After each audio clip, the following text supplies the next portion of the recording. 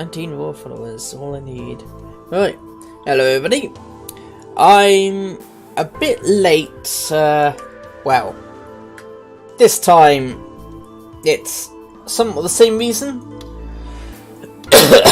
Basically, I discovered that there was this bear in World War II, right? That was part of the Polish forces when they were fighting the Nazis in Anders' army. And this bear was their mascot. However, they weren't allowed to take the mascots with them to the front line. And since this bear had no home to go to, they took him with them.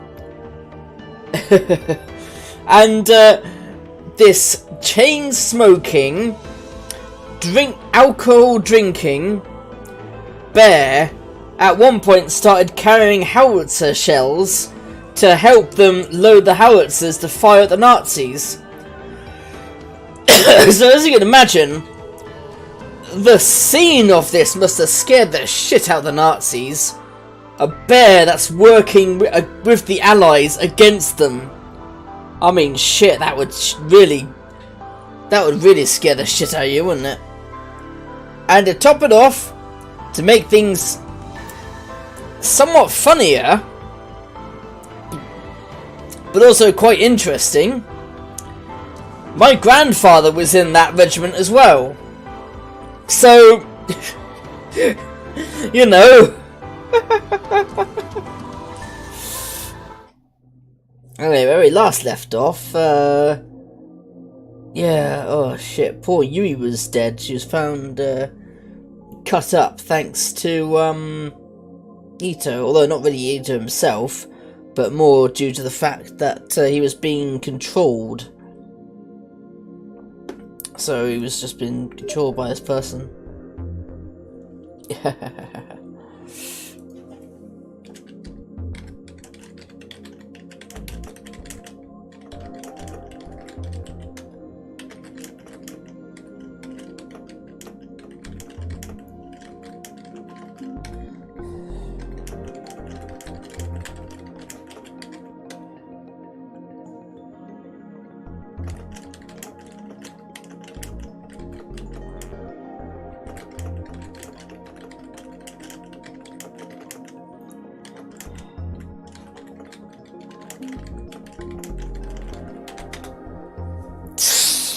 Oh yeah, that was another thing. The bear was known to have wrestling matches with people. They actually had wrestling matches with this bear, and I couldn't believe this. I was like, what in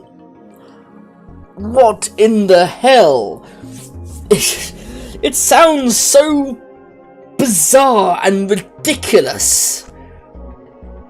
Like some sort of Elseworld story. But it happened. That's the even crazier part. This actually happened. Anyway, back to the story.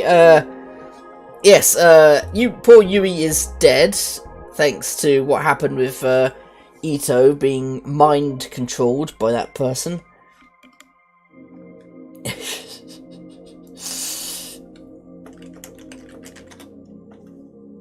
Being mind controlled by that person, and poor Yui was chopped up and put into little boxes. On top of that, the channel pissed off Takuru because they were saying, oh, what name should we give her? Oh, something reference to illegal children.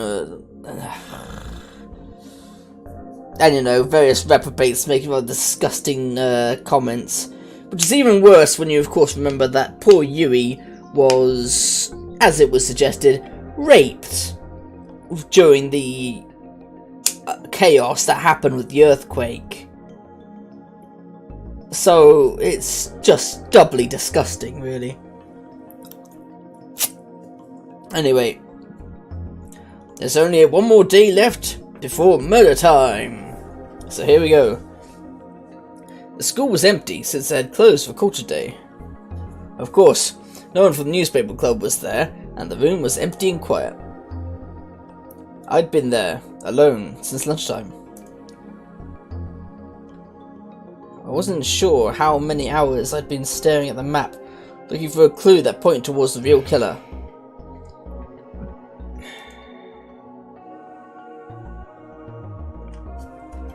I better bloody plug the phone in because it's gonna die in a minute otherwise. I had until tonight. Once it was past midnight, November the 4th would be here. And then the final return of the new generation madness murder could occur at any time. And then of course, because I feel this is connected to the earthquake will probably happen again. I could be wrong. The killer is probably getting ready right now.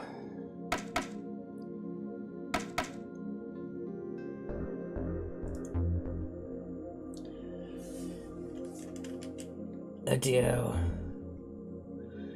Who was their last target? It was Yui, wasn't it? Oh no, but who was next? Yeah, was it me, Aomura, Uki, or someone I didn't know at all? Aomura had already said that she would spend the night at Oberdorm. I'd asked her to stay with Uki and the others all times. With her powers, we should be able to avoid a repeat of what happened to Yui. And I...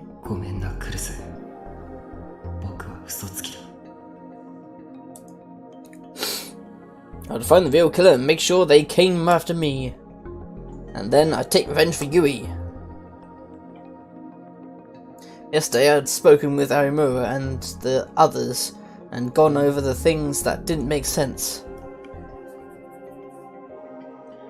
When we talked, there were a few things we'd left to come back to later.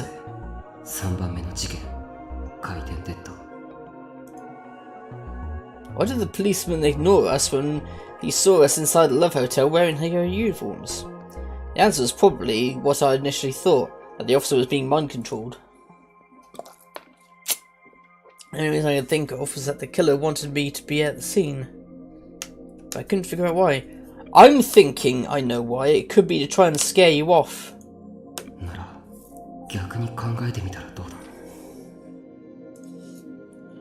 What if I hadn't gone there? Oh, that would cause a problem for them.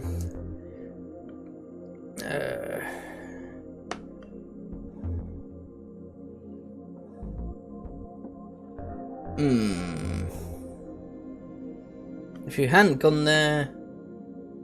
Perhaps? Telekinesis? Gee, that's where I met American Soto, which is the maniac. But it wasn't through this case that I learned I could use telekinesis. I should rethink this. Oh, for God's sake.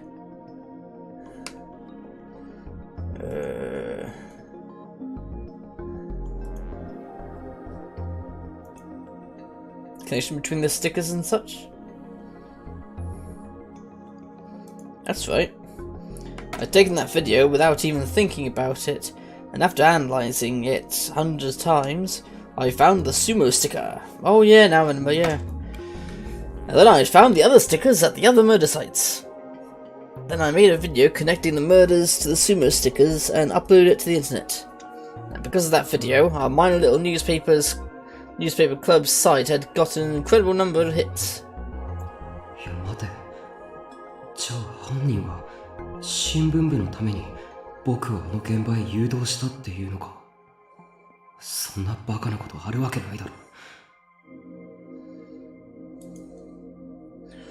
I found and crumpled up the paper where I'd written newspaper club site hits and threw it in the trash. Then I glared at the map again. To the next note that we'd marked to come back to.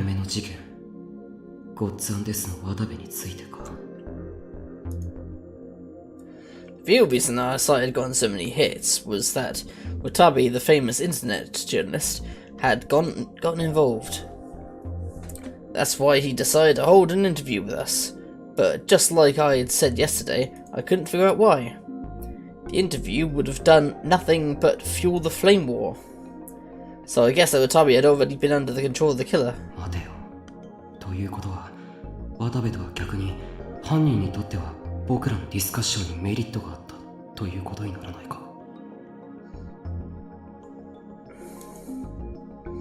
Who stood to gain by having Watabe come to Hokkaido?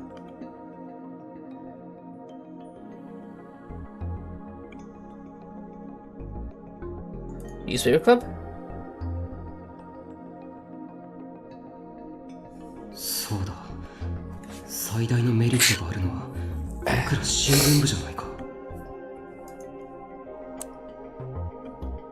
As a brain was thrown in the trash when newspaper club hits. They're already kind of famous because of the video he'd uploaded about the sumo stickers. Well, Watabe, the famous supporter, knew Quickset. And then, just as the discussion was about to start, Watabe had become a victim of the return of the Generation Madness. Talk about sensational. まるで僕らの新聞部を有名にしようとしてるみたいだ。どうして犯人はそんなこと？ After that, newspaper club got deeper and deeper into the case. Then the case became more than just something that we reported on. We went through things that no high school newspaper club would ever experience, until excitement, terror, and surprise. くそ、新聞部は完全にもてあそばれてる。 Part of that was the attack on me and Arimura by the pyrokinetic. Even then, the killer had shown signs of toying with us. あの時、僕らを襲ったパイロキネシストの正体は南沢千里じゃなくハイダリコという他人だった。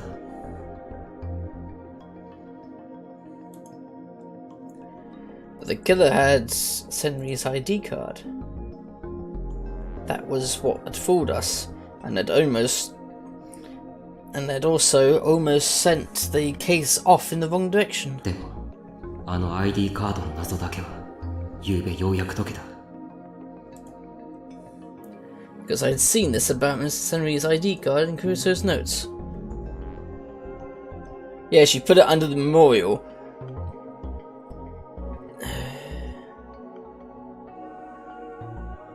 Yeah, she put it under the memorial, so she had to have done that. Yeah, that's right. This is what said in Kuruso's notes. Senri's card. No one but me knew it was buried under the memorial in remembrance of her. The killer had to read my mind to dig it up? Question mark. The killer, S, can read minds? It was safe to assume that she was right, and the killer had read her mind and taken the ID card from the memorial.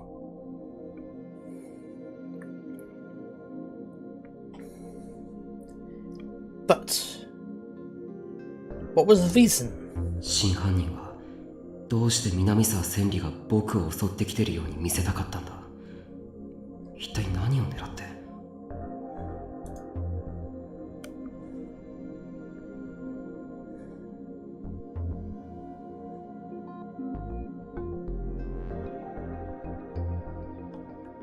Well, Ito never loved her to begin with. He was under the control. Bring out the trauma?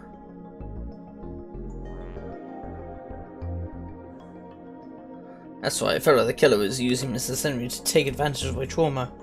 In fact, I'd felt terrified many times because of that. いや、ちょっと待ってくれ。ってことは、 Spoke out loud without even realizing it. 真犯人の狙いは新聞部じゃなく、この僕だっていうのか。そんなバカな。 There's no way they could have committed all these murders just to mess with me. It made no sense, and it was far too elaborate. And for all the effort they'd put into it, there was something that didn't make sense about the incident with Ito and Yui. That was... bullshit.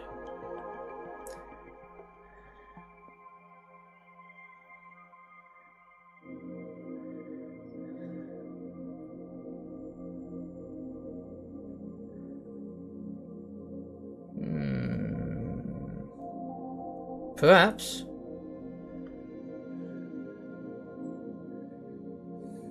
そうなんだ。あの事件、伊藤を犯人に仕立て上げる意味が全くない。いや、それどころか、伊藤を犯人にするのは明らかに間違ってる。And the point was making it look like this was Mr. Senri's revenge, there were other people who would make more sense. For example, though it's scary to even think about it, Mr. Senri's best friend, Kuruso and Kawahara. If one of them had committed the murder, the police never would have become suspicious at all. It's possible that we might not have even figured out that mind control was involved. The whole thing could have ended with the assumption that it was a plot to get revenge for an old friend.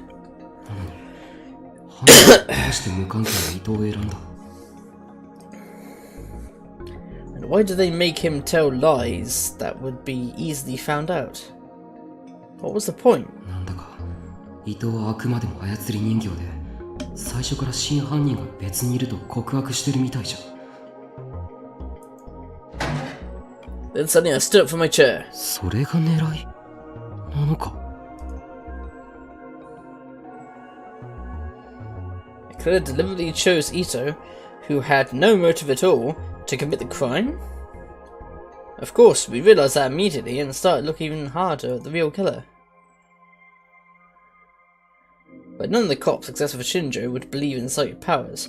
Add in the media's speculation, and the public's confusion and interest would only grow. That was exactly what had happened. More and more pundits and commenters were arguing over whether Ito, whom they always called Boy A, was really the killer.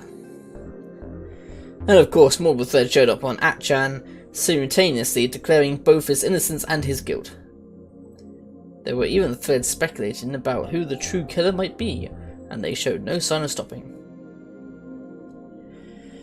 And tomorrow was the 4th. From midnight tonight to midnight tomorrow, the whole city would be waiting with bated breath to see the killer's next move. これが全て犯人の思い通りだとしたら。It was like they were challenging me to a game.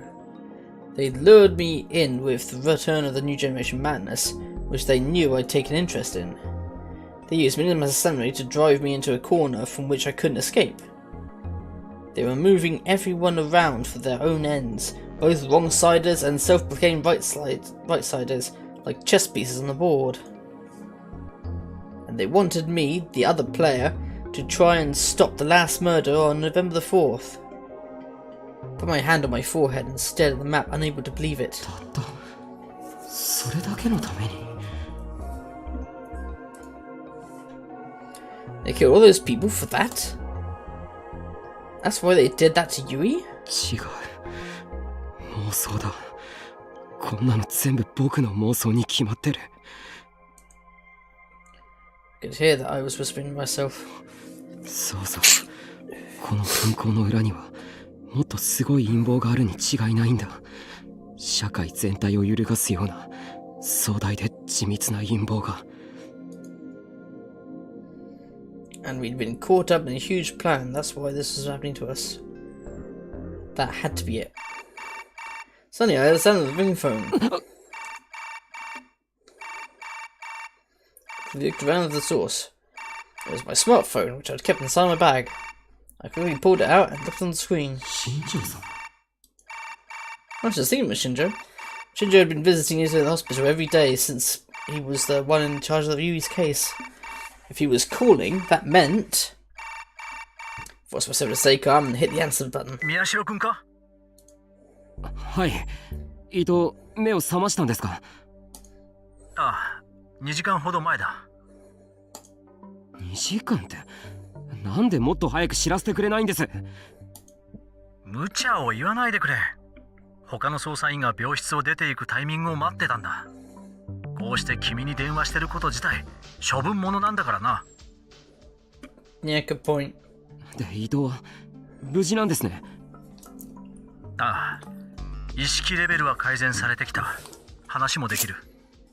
ただ、どうだ、久野里さん。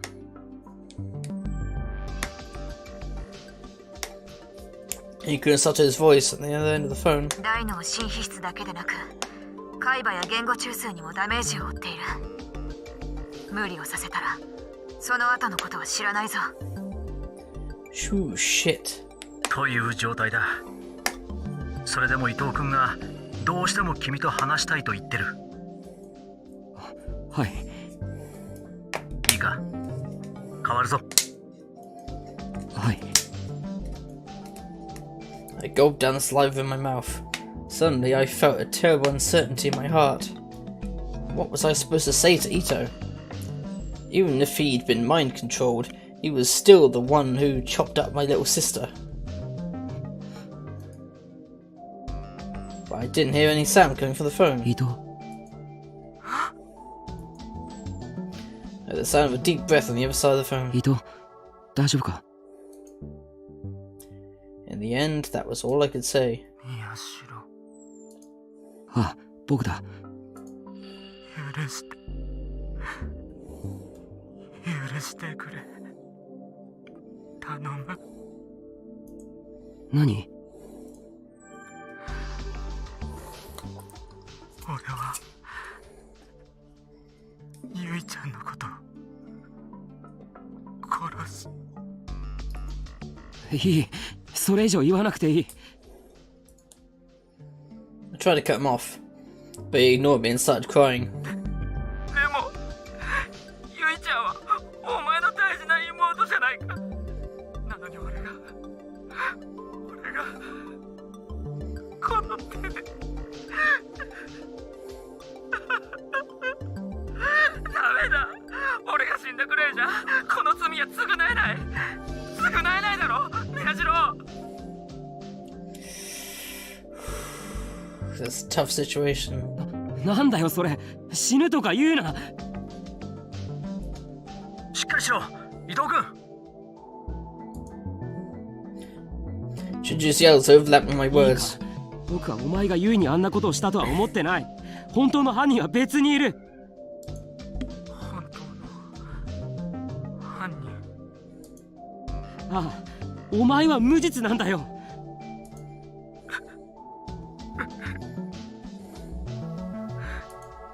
何でもいい、思い出してくれ。お前誰かに何かされたんだよな。なあ。誰かに何か。そうだ、お前に思考誘導をかけたやつは誰なんだ。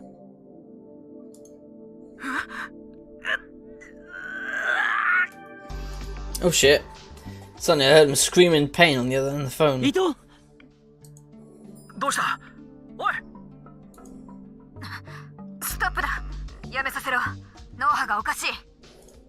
何？思考誘導が残ってる。情報を引き出せないようにしてあるぞ。これは Ah, I see. Sneaky, sneaky bugger. このままだと海馬をやられる。聞こえたか宮代君。終わりだ。切るぞ。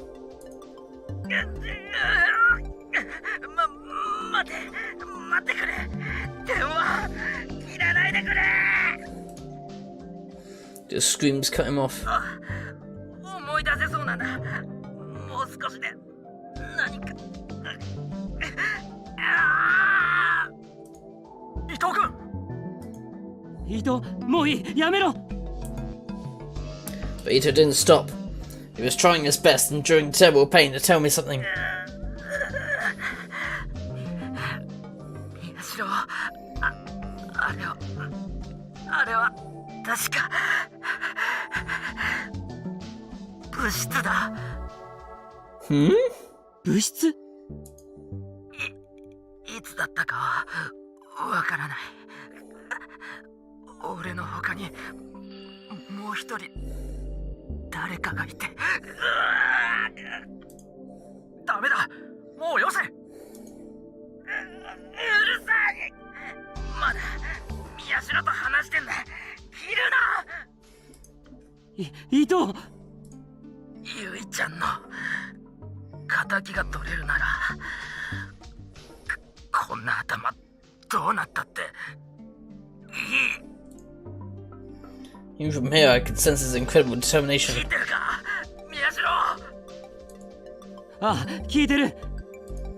そいつとしばらく話してて、そうしたら、そうだ、いきなりスマホでお前の写真を見せてきたんだ。僕の写真？あれはどんな写真だったか。でも驚いたのは覚えてる。なんで驚いたのか。そうだ、宮代が楽しそうにしてたんだ。青葉寮の人たちとあんな宮代初めて見たから。 That person must have Miyashiro's phone then. Or it is Kurusu. Picture from Oba Dorm? What's he talking about? There were no photos like that. それで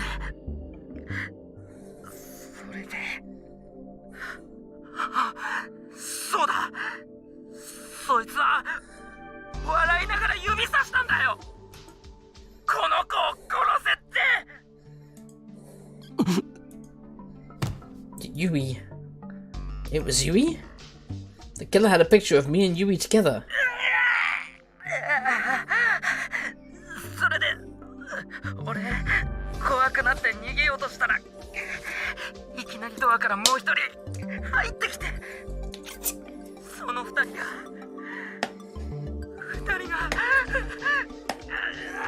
やめろ、やめてくれ、何すんだよ、やめろ。伊藤おい、伊藤君。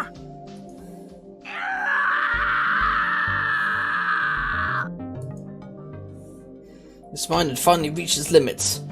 There was one last scream of terror, then nothing. He didn't answer, no matter how many times I yelled his name. All I heard was meaningless mumbling. He didn't seem to know where he was or what he was doing anymore. 宮代君、残念だがもう電話は。久野里さんに代わってください。いいから早く。Ole could answer the phone in a cold voice. 何か用か。お願いです。伊藤を助けてください。こいつに無理をさせたのはお前だろう。今さら何を言っている。この事件が解決したら僕のこと実験台にしたっていいです。だからお願いします。 I heard a mocking laugh in her voice. ほう。今の言葉、確かに聞いたぞ。やりたければ勝手にしてください。だから伊藤を。わかった。できるだけのことはしてみよう。ただし、過度の期待はするなよ。 She then hung up the phone. No matter how many times I called back, she didn't answer. Maybe one of the other police officers besides Shinjo had come into the room. At the very end, he endured terrible pain to give me that information. Thinking back, it was incredibly important. It was a winter event. No, it was a winter evening, sorry. And still there was cold sweat forming on my forehead. 伊藤に思考誘導をかけた犯人が伊藤と一緒にこの部室に。 I tried to drive my tired, exhausted mind to fit in the last piece of the puzzle. そんなバカな。それじゃまるで真犯人が。 Like the real killer was one of us. I couldn't believe it. I didn't want to believe it. But there was the hint Ito had given me. And if the hint was also... 犯人からのメッセージだとしたら。 The fact that Ito had woken up right before November the 4th, the fact that he'd given me that information, it all seemed like part of the killer's next move. そっちがその気ならこっちだってやってやる。 Even if it's just what you want, I'll find you. Ito's first hint. The killer was talking with Ito in private in the newspaper club room, which meant that it was someone close enough to Ito to have a chat like that. しかも新聞部の部室にいてもおかしくない人物。 By process of elimination, who could I rule out? Which of the people didn't I suspect? Well, obviously myself. Mishito, that's me. I know I'm not the killer, so I can rule myself out, but I experienced how terrifying mind control can be at Cafe Lex. After that, it seemed possible that I could have been involved in the crimes and not realised it. That's right, trust no one. It wasn't safe to just rule anyone out, even myself. Oh, for fuck's sake.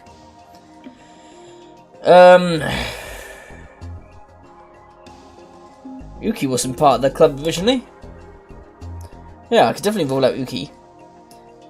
There was a call from my missing phone that Ito had received. At first I thought it was her doing, but now I know that Ito had done it all himself. If she and Ito were working together, there was no need for him to install that app.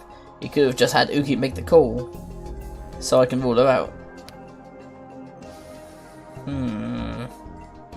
Shinjo, maybe? It's probably safe to take Shinjo off the list of suspects. Ito and Shinjo had only met after I got on the call. Yeah, it was safe to rule them out. Kunasato? I'd only met Kunasato. That's right, it was after Ito had faked the call. At that point, we'd never met, which meant it didn't match with Ito's evidence. I could eliminate her.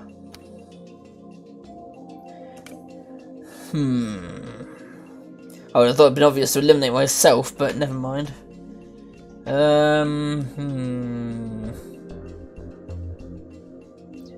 Who can I eliminate?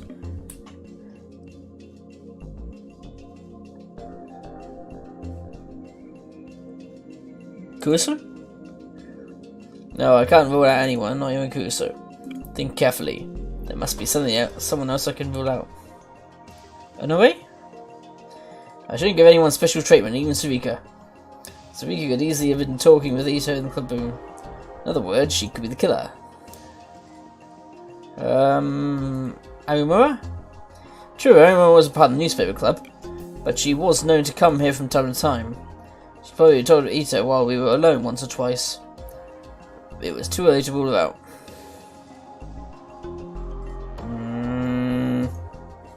Dickhead? Yeah, I could take Takuru off the list. He was friends with Kurusu, but not that close to Ito. And because of Kurusu, he didn't like the newspaper club. It was hard to imagine that the two of them be talking in private here.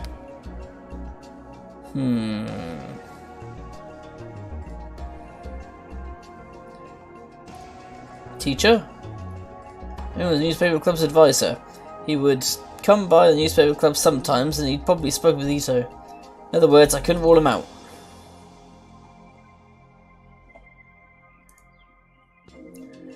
I could rule out Kazuki. Even when she was in the club room, she was always playing SO2. She never spoke to anyone. Even if she was alone with Ito, she never would have talked to him. Kazuki, Hana, Yuki, Shinjo, Kawa, I could rule out these 5. Which left? そして伊藤の言葉からさらに絞り込むならそいつとしばらく話しててそうしたらそうだいきなりスマホでお前の写真を見せてきたんだ Picture of me at Oberdorm with Huey. If I was smart, that meant it was a pretty old one. If nothing else, it had to be from before I left to go live by myself in the park. そんな昔の写真を伊藤に見せることができるのは多分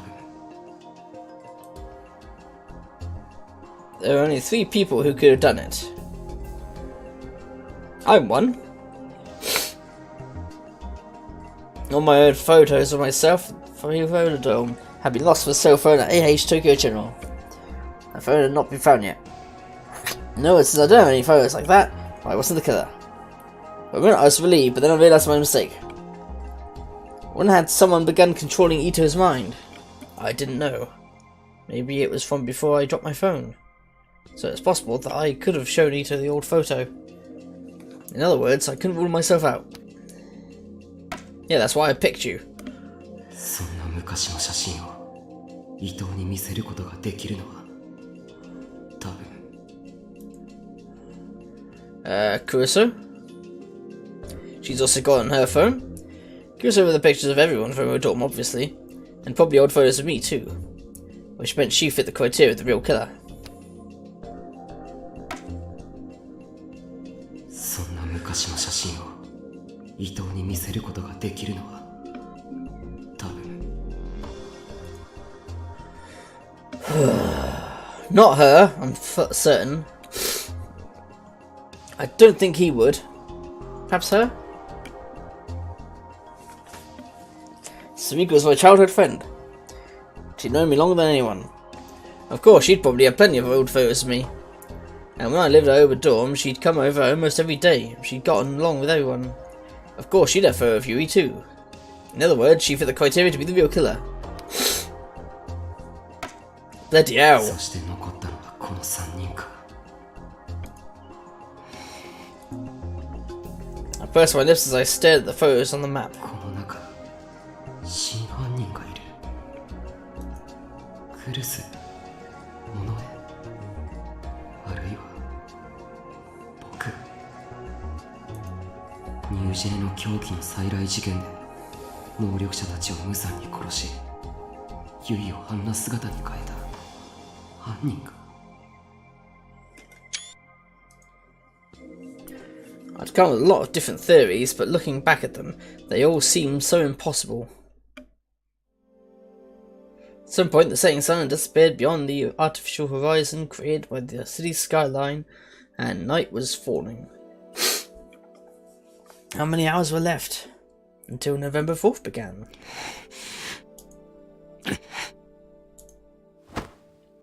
Got my bag and ran out of the room. I wanted something. Some form of unshakable evidence. Evidence proving who the killer was. いや違う。そうじゃないんだ。That's not what I wanted. What I wanted was proof that neither Kurusu, Sarika, nor I was the killer.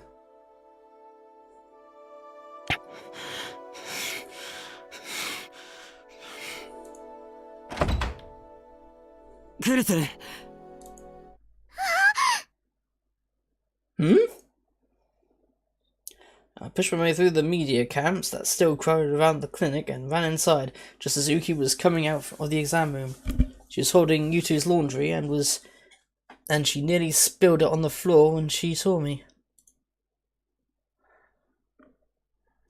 Takuru-san, she...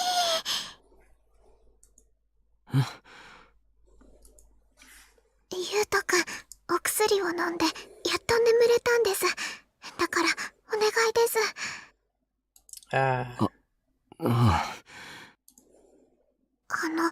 そんなに慌ててののさんに何か。大事な話なんだ。今どこに？さっきまで私と一緒にゆうとくんのお世話を。今は自分のお部屋だと思います。そうか。I knew to make sure that once the 4th began, she was never to let herself be alone. Then I headed up the stairs to the dorm. クルス、いるか？クルス。 Knocked on the door, but there was no answer. That was strange. If she was in the room, she should be able to answer. 入るぞ。I softly turned the doorknob. It wasn't locked. I opened the door just a little and looked inside. The lights were off and the room was pitch black. もう寝たのか。 Maybe she wasn't feeling well. She tried her best to hide it, but ever since Yuya died, she'd been a mess. She wasn't eating much, and she'd clearly lost weight. It hurt to look at her. なあ、大丈夫か？父さん呼んでこようか。 I spoke softly as I came inside and approached the bed. Huh? No one was there. She wasn't lying on the bed or the sofa or sitting on the desk. どこ行ったんだ？あいつ。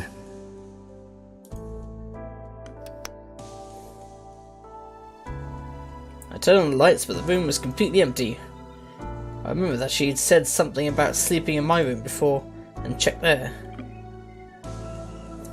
But it was empty too. おいクルス I didn't want to wake Yuto, but still I shouted as I ran downstairs. ああ、先輩こんばんはっす。 Uma was in the dining room. She was paging through a girls' magazine looking bored. 有村すまないなウキのことよろしく頼むいやいや、私あの子の保護者じゃないっすよ。だいたい宮代先輩も狙われてるんですから、一緒にいないとダメでしょ。てか、私とウキのこと守ってくださいよ。Uma frowned and glared at me. 4日になったらそうするそれよりクルスを知らないかクルス先輩ですか？ついさっき出かけたみたいですけど。出かけたどうして I looked at the clock and it was already past 7. さあ、慌てて出て行きましたよ。声をかけてもなんだか生返事で。僕も出てくるすぐに戻るからとにかくウキを頼むちょっとだから私は保護者じゃないですって先輩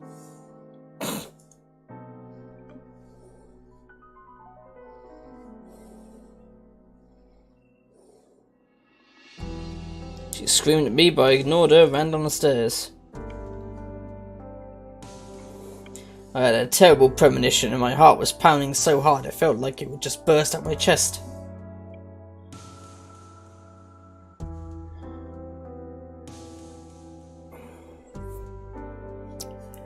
As I was about to exit through the clinic door, Uki poked her head out of the exam room again. タクルさん、すみません。静かに。そうだったな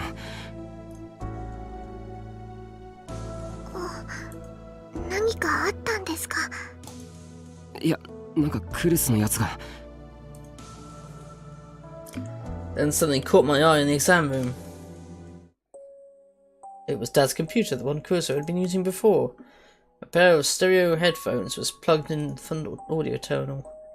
I thought for a moment, then stopped and went into the exam room. Yuki saw the look on my face and drew back a little, as if she was scared. 父さんはいないのか昼から患者さんの往診に出ています。ここだとマスコミの方がいて診察にならないって。じゃあこれは I pointed to the headphones and Yuki looked troubled. She'd probably been told not to tell me. It was definitely Kuroso who had been using them. Of course, she wouldn't need these just to browse the internet, which meant I could guess what she was doing. クルスのやつも嘘つきだ She was listening to porn! That bitch. Just like I was today. I turned on the computer and looked at the browsing history. She either wasn't in the habit of deleting it, or had been in such a hurry that she hadn't had time. The history list was still there. When I clicked, I found the site with the first video from the Return of the New Generation, the Don't Look at Me case. またこれを見てたのか I put the headphones on and pressed play. The screen ripped them off. The volume was so loud I thought it would blow out my eardrums. Yuta rolling on the bed behind me and Yuki put her hand over my mouth. ダメです。大きな声は。I made an I'm sorry gesture and then watched as the video kept playing at the loud volume. That was close. I almost heard death. Had the volume got set to maximum somehow? I quickly lowered it, then put the headphones back on and looked at the screen. この動画を見てたんだよなあいつは Yeah, she probably put it to maximum just to try and hear who was in the background. はい。 Yuki's voice was soft. She really had been told to keep quiet about it. これをずっといえ、私その映像とっても怖くて見ないようにしてましたから。でもずっとじゃなくて何度も止めたり動かしたりしてた気がします。そうしたら何かに気づいたみたいで、突然自分の部屋に用があるからしばらく優斗くんをお願いって。それ以上はあんまりわからないです。ごめんなさい。Shoulders slumped as if she was ashamed at her uselessness. いや、ありがとな。I nodded and told her not to worry about it. タクル兄ちゃん？ Then I heard a frail voice. タクル兄ちゃんでしょ？起こしちゃったか。ごめんな。すみません、優斗くん。It was Yuto. He'd been asleep after all. He hadn't been asleep after all. いいんだ。I looked over at the bed and saw that the drugs had almost put him to sleep again. He was trying his best to keep his tired eyes open. あのね、僕、知ってる。え？のの姉ちゃんね、何回も同じところだけ見てたよ。マウスを使う音とイヤホンから漏れてくる音でわかった。何回も同じところだけ？ She'd only been watching one part of the video? But why? まさか。 Yep, the sound. No way. I stared at the computer screen.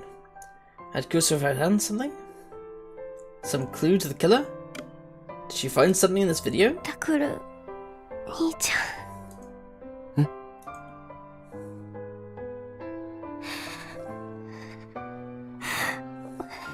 お姉ちゃんの仇を取れるかな？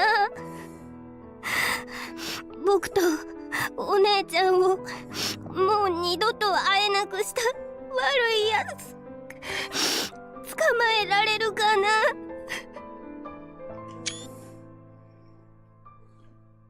Yes, I fucking will.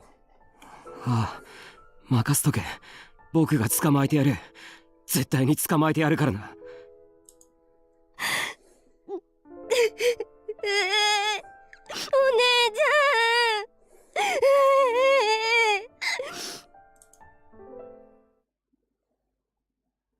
I started to cry, so I left him in Uki's care as I took the phone out of my pocket and dialed a number I knew very well. I grew more and more anxious with each passing ring. どこ行ったんだよ。早く出ろよ。まさか一人で犯人のところへ行ったんじゃないだろうな。やめろよ、お前。But this is what you do if you found the killer first, right? I know exactly what you'd think. I suddenly felt like I heard her voice. いつまでも姉貴ぶるなよ。本当は泣き虫で臆病で僕に甘えてばっかのくせに。さっさと演じしろよ、バカ野郎。 The only thing I heard was the endless ringing sound.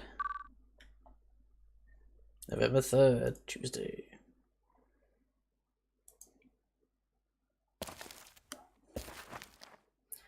Path to Hikyo Academy.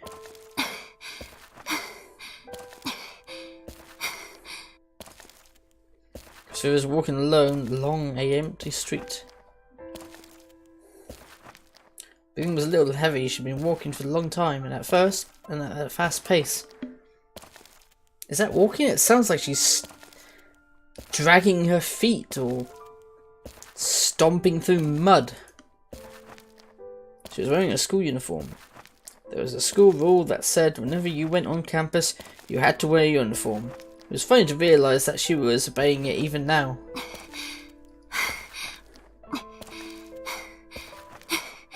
Ah, that's why she went to her room. Just found a clue in the Don't Look at Me video and asked a certain person to meet her at Hikyo Academy. The person had said they couldn't be there immediately, but that they would call her when they got to the school. So there was no need to hurry. There was plenty of time until she got there. That's what Nona told herself. but her body kept driving her forward. スマホ She realised she hadn't looked at it in a long time. She must have been under more strain than she realised. She looked and saw several calls from Takuru and Narimura. The thought of stopping and heading back, but then sighed as she realised it was impossible. She couldn't go back to Oberdorm now. She saw Takuru's face, her determination would waver. Her determination would waver, and she would change her mind. So now, the only thing she could do was go forward. Now that she'd realised the hidden truth. ごめんね。やっぱり嘘つきだね、私。She apologised to her absent brother and tapped the phone in her pocket. Then she glared at the hill in front of her as she readied herself for what was to come. She had to rid herself of any kindness or sentimentality. Even if she didn't intend any mercy now, she might find herself in a moment of weakness later.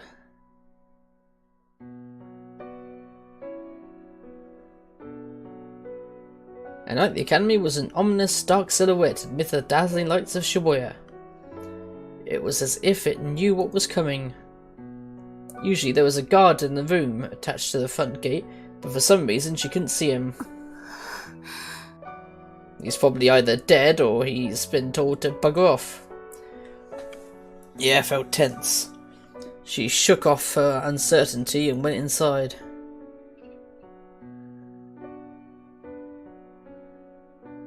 God, schools are always so creepy when they're dark and empty. She went into the dark newspaper club room and turned on the fluorescent lights. Anna decided to wait here for her call, but when she arrived she found something unexpected. It was a map that they'd put up to analyse the case, which had been taken down a while before. It was back on the wall, and there were several new pictures and pieces of information that she hadn't seen before. That was probably Takuru's doing. He'd been continuing to hunt the killer in secret too. あなただって嘘つきじゃない。 She felt herself letting her guard down as she thought of Takuru and quickly shook her head. She brought her chair close to the wall and sat down and stared at the map. Takuru had said something once. けど、最近はその事件自体が逆に僕らを追ってきてるような、そんな気がするんだよ。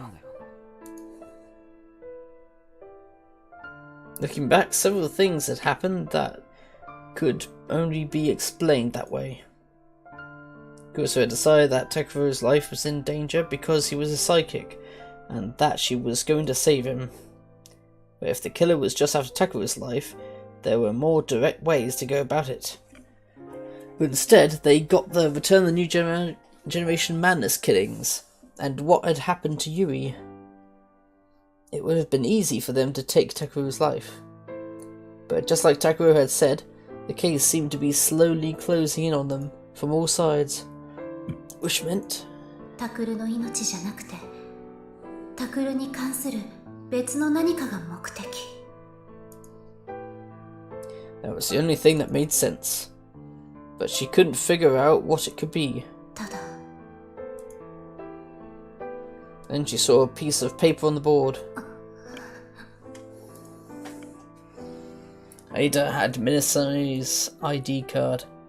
That fact had sent her mind reeling. One of the reasons she'd figured it out was Ada Raiko. ただ、その目的を果たそうと事件の裏で動いている人間が誰なのか、それは分かった。 It all started with the ID card that Minasami Senri had. That was, without a doubt, her real card. And no one but Kuso could have known where it was. All of Senri's things lay beneath the memorial. Kuso had put them there herself. All of Senri's family had died in the earthquake, so she had no surviving relatives. So after the memorial had gone up, Kuso had put them there. Even Kawahara, the boy who'd been playing with them, didn't know that. It was a secret about Senri that only Kuso knew. But Hidorego had held that secret. No, she'd been given it. How was that possible? 思考盗撮 Power to see other people's thoughts and memories. Takita, the victim of a revolving dead case, had supposedly possessed it. The killer had used it to read Kurosu's mind. And that was how they were able to find Senri's ID card. つまり犯人は私と接触したことのある誰か And now that she'd found what was hidden in the Don't Look at Me video, she had no choice but to fight them. She'd probably made contact with them more than once or twice, but they were one of her closest friends. あなたとはどれくらいの付き合いになるんだったかしらね She suddenly remembered their smile. Her whisper echoed off the walls with no one to hear it. The countless after-school hours they spent together were some of the most important times in Kurosu's life. Meaningless conversations, shops they'd browse together, but she couldn't think of any special memories. And that was very painful for her, because that was only a sign of how close they were. But I have to ask. I have to find out. Even if the answer meant that things would never be the same. それともう一つ Her thoughts went deeper. There was one more thing she had to ask. AH Tokyo General Hospital. That was where Takuru had seen Senri being experimented on 8 years ago. She'd been tied to a chair and slowly going mad when she'd seen a boy, Takuru, that she didn't know. She had no time to figure out who he might be. She shouted, "Help me," without even understanding what was going on. And the boy heard it and ran. Was he surprised at the horrible scene he saw, or afraid? No, probably both. And Kurosu couldn't blame him for either. At the time he was just a 4th grader, a 10-year-old boy. There was no way he could have saved Senri.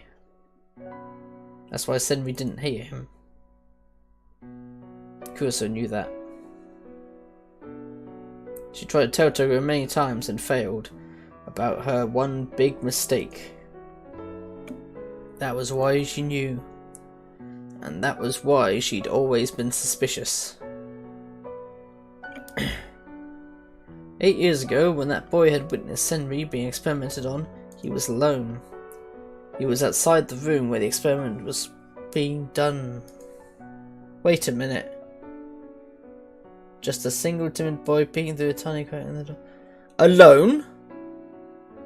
So Sarika wasn't with him? There was no one next to her. Oh shit! けどタクルはあの時2人で目撃したと言っている Well, she thought that Takuru was confused. He'd been in a coma for over a year and he was simply mistaken. But then she said the same thing, that they were together. It had been a thorn in her heart for a long, long time. 本当にあなたはあの時タクルと一緒にいたの She reached out toward the computer, but in the end she let her hands float in the air. She'd seen the video dozens of times. It wouldn't be any different here than it was at the Oak Dorm. Nor would it the secret it concealed. Nor would it change that she was what she was about to do. There was no changing any of it, it seemed.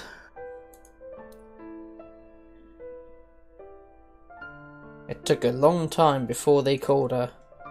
It was almost midnight, and Kurosu didn't get frustrated. She simply waited calmly. She'd assumed it would be around this time. They were probably waiting for November the 4th, the day of the New Generation Madness. そして私を And then they were going to do to her what they did to the other victims. She wrote her phone vibrating and took it out of her pocket. Takuru was still calling her despite the late hour. He'd sent messages too.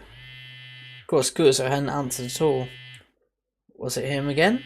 She thought. She looked at the screen. The name she'd been waiting for had appeared on the screen. She answered the call and put the phone to her ear. もしもし。 She heard a voice she knew well on the other end. Sorry to keep you waiting, she said. いいのよ。そんなに待ってないから。それにここへ呼んだのは私の方だし。それじゃあ屋上でいいかしら。待ってるわね。She ended the call and went to put the phone back into her pocket. But suddenly she stopped and called at a picture on her screen. It's a photo of her family at Oberdorm. The same as the one that was Takuru's treasure. She stared at it for a while and then placed the phone on the edge of the table, the place where she always sat when she was at the newspaper club. Something happened to her. She wanted someone else to save it. Then she looked around the room and bowed. お世話になりました。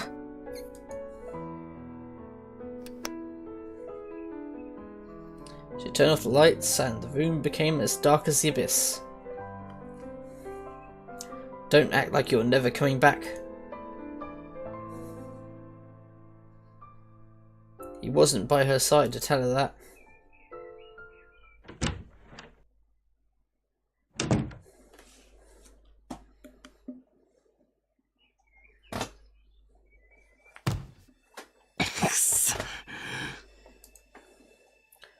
I was pulling my hair out in frustration.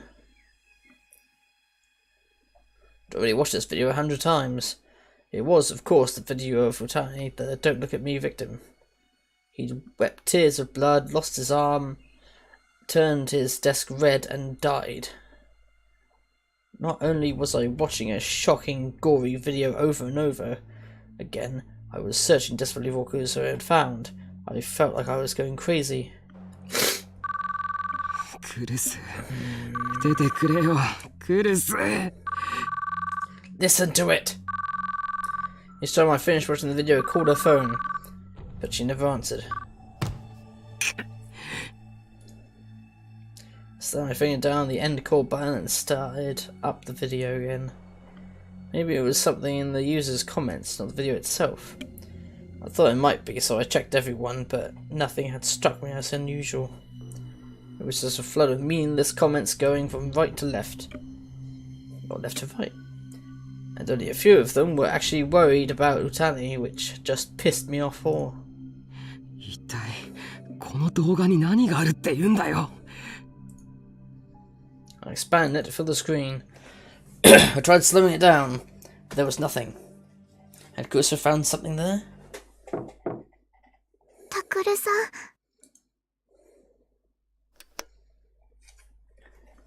There was a hesitated knock at the door, and Yuki came in. She had probably been crying with Yuto. She was rubbing her swollen red eyes. ユウトは先生が帰ってきて見てくれてます。お薬を飲んだのですぐに眠れるだろうって。My voice was still a little teary.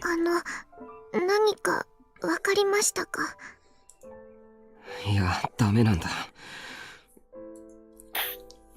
I get very concerned as she watched me grip my teeth. 私、ののさんが何かを発見したとき、近くにいました。ああ。なんだか、いつもの冷静なののさんじゃなくて、だから、とても心配です。Yuki seemed to be remembering what had happened. Seeing her only made me worry more, and made ク me ルスの worried. やつ、どんな感じだったんだ？それが突然立ち上がってそんなのは嘘だとかありえないとか最初すごくうろたえていて。うろたえた？はい、顔色も真っ青だったんです。 Shocked and pale? Did that mean that she knew the killer? And it was someone she didn't want to be the killer? や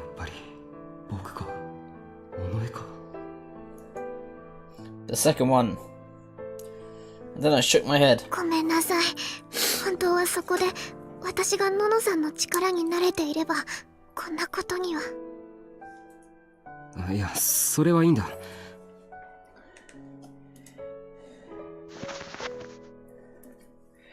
I tried my best to keep her from sensing my panic as I slowly asked her another question.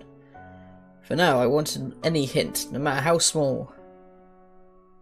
ウキ、クルスは動画を見ていて何かに気づいたんだよな。それでそのシーンを何度も見直していた。Well, she was more intent on listening. Fool, listen, listen! 多分そうだったと思います。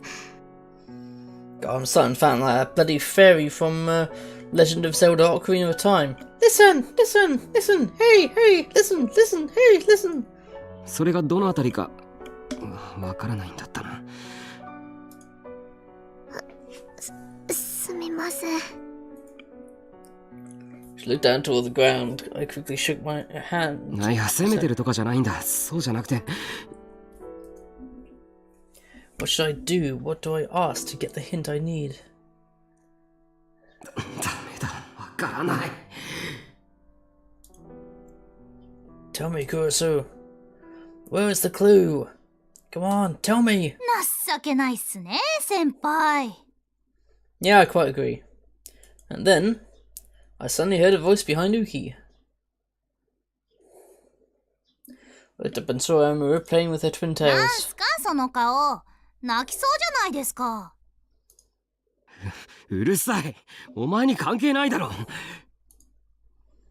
I yelled at her even though I knew I shouldn't. And Amuro laughed. 関係なくないっすよ。そろそろ11月4日になるんですけど、ウキのそばにくっついてろって言ったの先輩でしょ。すまない。あとクルス先輩のこと実は結構好きなんすよね、私。だから関係ないとか言われるとすっげームカつく。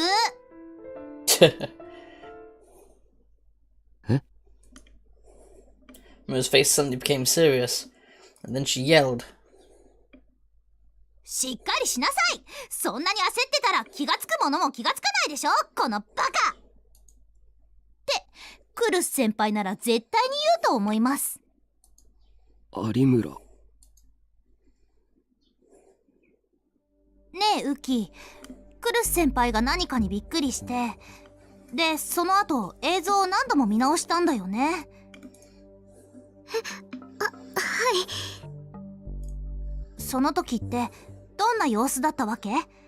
何かに気づいて驚いた後だよ。Amuro put her hand on Yuki's shoulder and started to ask more questions.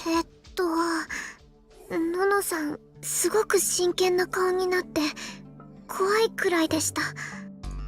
うん。でイヤフォンにじっと耳を澄ませる感じで、こう何かを一生懸命聞こうとしてるというか。うん。Yes, that's why the volume was so fucking high when he first put the earphones on. Idiot. Huh? Then I realised I'd missed something very simple. 僕は今まで何をやってたんだ。Amuro was right. I'd been panicking too much because of Kurosu. クルスは昨日もこの動画を見てたじゃないか。それで僕と喧嘩になった。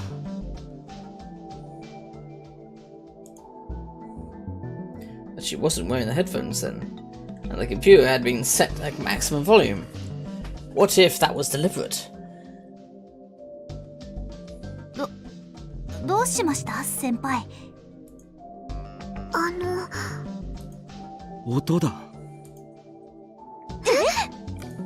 画像じゃない。音に何かがあるんだ。Oh, duh! That's why Kurosu had worn headphones, and set the maximum sound to 有 maximum. 村、とりあえず聞いてくれ、これ。I handed the stereo headset that was connected to the computer. Then I saw Should put them on. I set the volume maximum and press play. 申し訳ない。この安売りセールしていた生地がありえないくらい硬くて。Ouch! Sound was so loud that she ripped the headphones off her ears. And she threw them at me. ちょっと私の耳をぶっ壊すつもりですか？だろ？普通そうなるはずだ。当たり前でしょうが。 That's right, normally you couldn't focus on anything that sounded that loud. In other words, Kurosawa had been listening to... 音がほとんど入ってない部分だ。Move the video back to the start and play it at maximum volume. はい。ではいつも通り3分くらい募集をかけるんで、適当によろです。Ouch! See, with him found the computer was too loud to listen to. なんだよ。生放送中だっつうの。 So I got a little better when he left the computer, but I still heard my at maximum volume. It was hard to imagine her listening to this part over and over again. It only disappeared out of the frame and I stopped being able to hear what he was saying. There was the part where people thought the killer had come in, but everybody, from the police to internet users all over the country, had thought it would lead to the killer. It had been listened to millions of times and all. If it was in this part, someone would have found it already. この先、確か怖いんですよね。私、あっち行ってます。行こう、ウキ。でも、 Oh, I just realised what they must have heard. The only thing that points to Sarika. He turned and looked at me concerned. ありがとう、ウキ。もう大丈夫だ。有村もありがとうな。Well, what I would do is I'd put the earphones around my neck, like I sometimes do when I want to listen to, well, I usually listen to stuff on my tablet, and then I put the headphones on my neck, so I can still hear sounds if I need them. Like, City of Heroes, for example, has glowing things that you interact with, like mission objectives and things, but they also give off like a low sort of boom boom boom boom boom boom. So if I'm stuck in a mission, I have no idea what these things are. I take a listen and see, okay, where the hell are they? Because I've completely walked past them or something. 必ずクルス先輩を見つけてくださいね。はあ、二人も4日になったら絶対に離れるなよ。トイレもだぞ。何かあったら大声で叫べ。すぐに行く。はい、お願いします。期待しないで待ってます。 Once I made sure that Homonoki had gone up to the dining room, I started to check all the parts of the video with a white noise.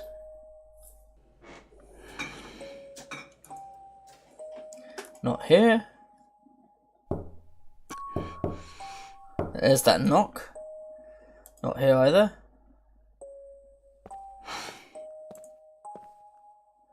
No, there was nothing here. Or in this scene.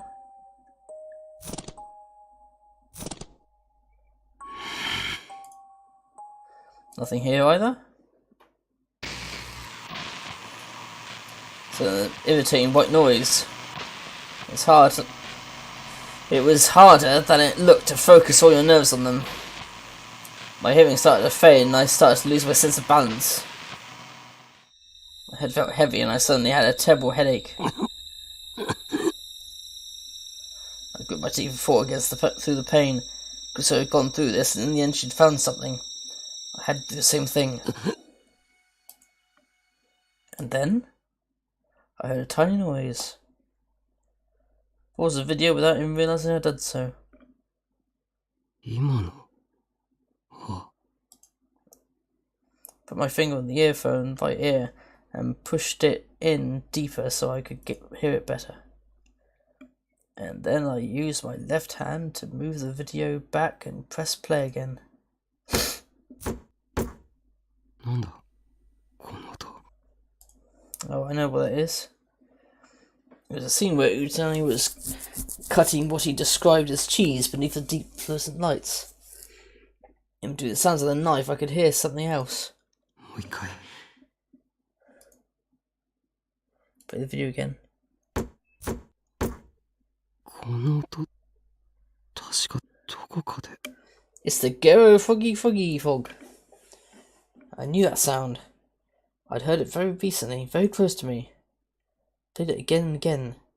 Concentrated everything I had on picking up that tiny sound amidst the noise.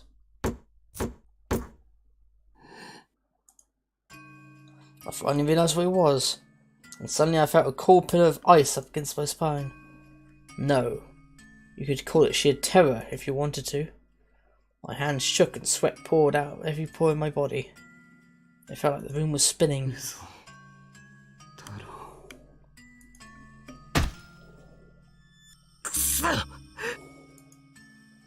Slammed my shaking hand down on the desk, and then the pain finally got them to do what I wanted.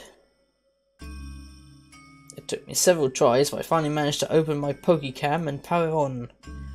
I yanked out my headphones from the PC and plugged on the audio cable into my Pokécom. 嘘だ No, no, no! I kept screwing it up, but managed to load the scene into an audio editing software. Set the volume to maximum and set to repeat.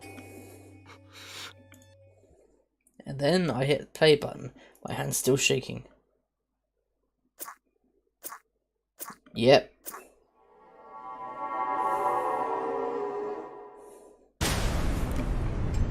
Bloody hell. Oh, こ missed. んなの嘘だ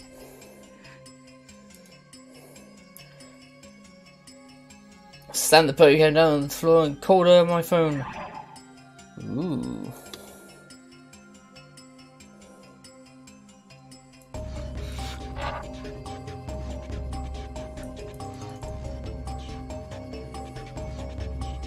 Ah, I can't go back, bollocks.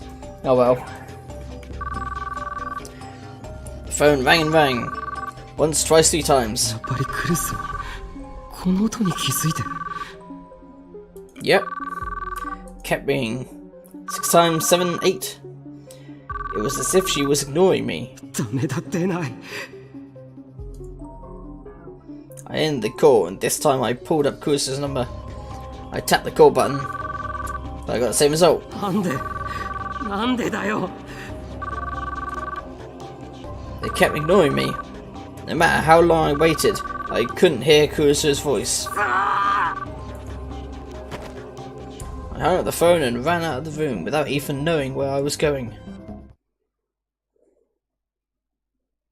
November the 4th. Is he going to get there in time? We'll find out, won't we, ladies and gents? The booth was normally a place for students to laugh and talk, but under the cold moonlight, the empty benches seemed silent and sad. Wish I had a booth like that at my school. We just had no building roofs, really. Kusa looked at the benches and shivered once more. It wasn't just because of the cold, it was because she had realised that this place was truly empty. Of course it was. No one was allowed here at this hour. It was an isolated place where the warm light didn't reach, only the cold light did. No matter what happened here, the rest of the world wouldn't care. It wouldn't exist outside of this place. おあつらえ向きすぎかしらね It was so perfect for her that it was almost sad, Kusa thought. While Kusa was waiting for her to arrive, she hadn't been thinking about the case, strangely. She'd been thinking about her family and friends. What had she always said to her family before she'd left to come here in the morning? Did they smile? The younger students who'd helped with the student council's work. The talk she'd had with her classmates about the latest fads. The brief fights in the lunchroom forgotten as soon as the bell rang to tell them to go back to class. Each time she started to lapse too deep into her memories, a cold wind would blow and pull her back to reality. And then she realised something with a self-abased laugh. She knew it. The reason Nono wasn't thinking about the case was because that part of her was sure she already knew everything. If she asked, she would get the final answer, the fatal answer that would lay bare the truth. And once she'd heard the answer... Have a gun ready! Strong wind blew as it would carry away her thoughts, and she closed her eyes for a moment. When she opened them, she heard the sound of a rusty door opening. のんちゃん Lips twisted a little when she heard her say it. のんちゃんか。 It made her mad to hear herself called that. She felt heat rising from the bottom of her stomach. It was time to begin. 本当に悪かったわね。こんなところに呼び出して。ね、おのえ。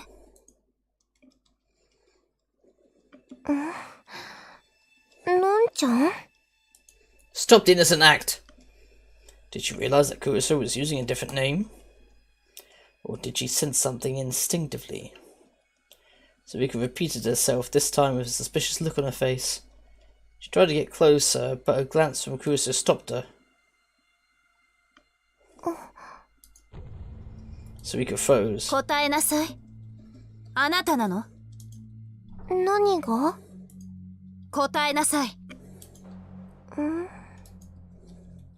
Kurusu repeated her words to her former best friend, the one person outside her family she called by first name. But Sarika's expression didn't change. It was the same face Kurusu knew so well, the same look as when Sarika bought a crepe and was wondering what was inside. Thinking back, the two of them went shopping together all the time. Inoue had insisted that she looked fine without makeup, and Kurusu had insisted on buying her some anyway. It had been a lot of fun. Ah, that's the connection to Leaky Noise. And they were always together in the club. She'd argued against Takuru's reckless plans and stopped Kazuki from pounding the wall, and the two of them had always been amazed at the stupid things Ito said. But they'd always been laughing together. But... 第一の事件。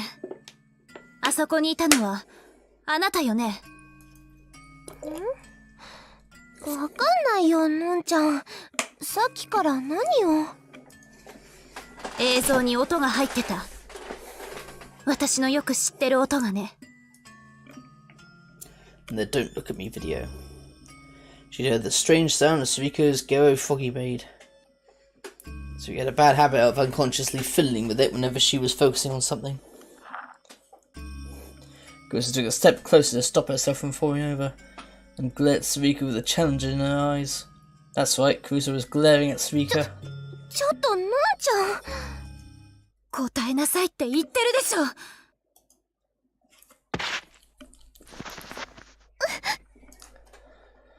Sarika staggered back at the ground with loud footsteps. Finally, her expression changed. There was fear in it. ユイは私たちの家族から消えてしまった。死んでしまったの。もう帰ってこないの。どうしてあんなことをしたの。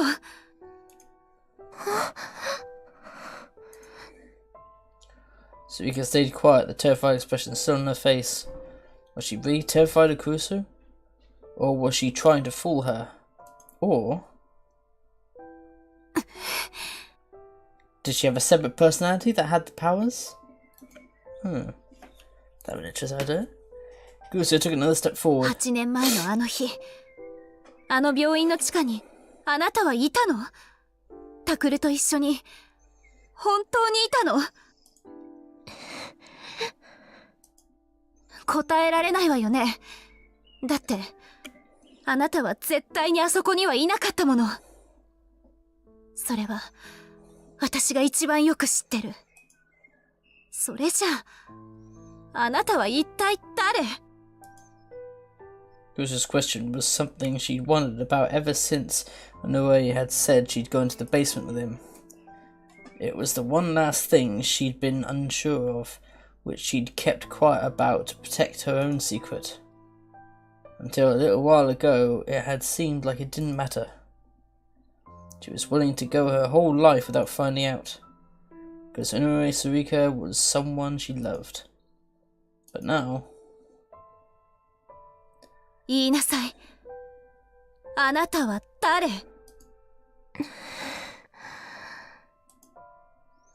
Sarika said nothing, not a word.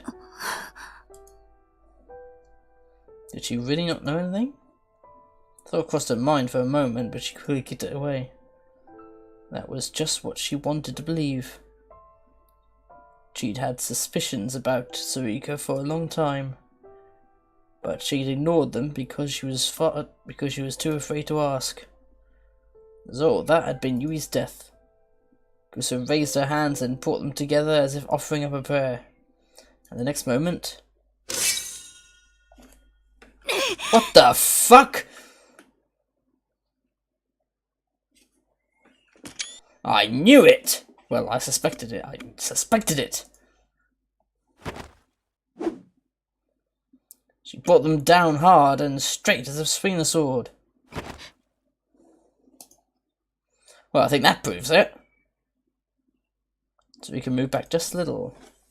Her movement might have looked like pure reflex, but Kazura didn't miss it. Which meant... やっぱり、そうなのね。 That was the answer to everything. そう、だったのね。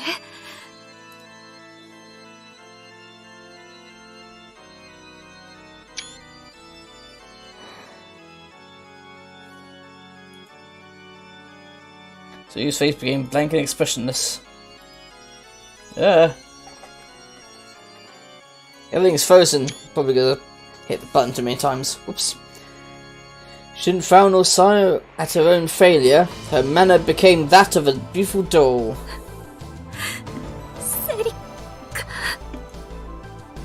She was right. She'd been ready for it, but she still couldn't help but cry. She tried to stop herself. She grit her teeth, but Sarika's gaze wasn't fixed on her anymore. She stood legs apart as if judging the distance between herself and the thing in the seemingly empty space between them. 間違いない。 She saw it. And now it was Sarika's turn to look into their eyes. Her eyes were different than Kurusu had ever seen before. It was as if they saw everything. 違う。 Suddenly, Kurusu knew. It wasn't just a smile. Her eyes did see everything. That was telepathy. A terrible, twisted power which exposed all your most treasured secrets.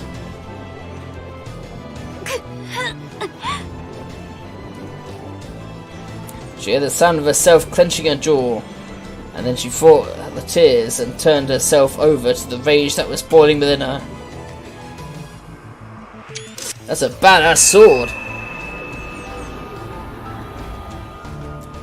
In 6 years since she'd rebooted it, and it was almost sad now how easily it had come to her hand. The Dai Sword. The monstrous blade that only those with the power to make illusions real could wield. She refused to look away from the light that she'd never wanted to lose again as she pointed the blade at her opponent. あなたよね。南沢千里を使っていたのは。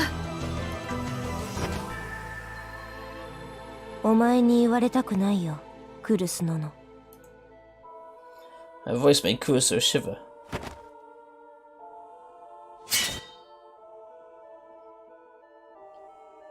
And a blade even more wicked than her voice appeared in Sarika's hand, opening like a blooming poisonous flower. It was beautiful. For a moment she was blinded by the beauty of the weapon. She forgot that it threatened to cut into her soft flesh.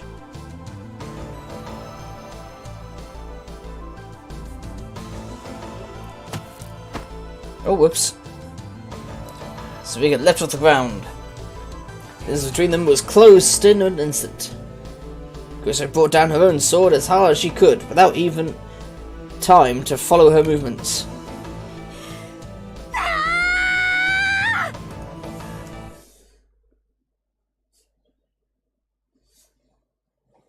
And as she screamed, ごめんね。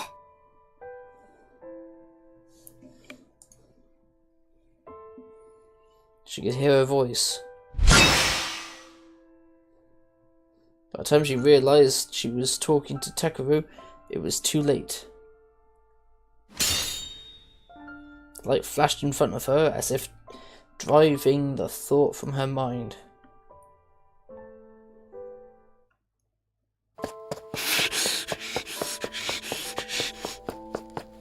Why, Sarika?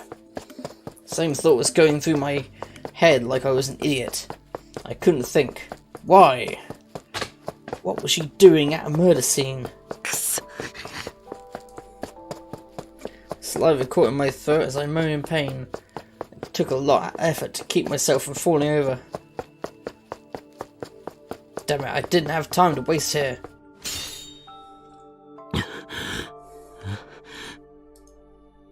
I stopped as I heard a sound. I was in front of a familiar place, but it wasn't the one I'd been coming to. I was on my way from Overdorm to Suika's condo in Takashima.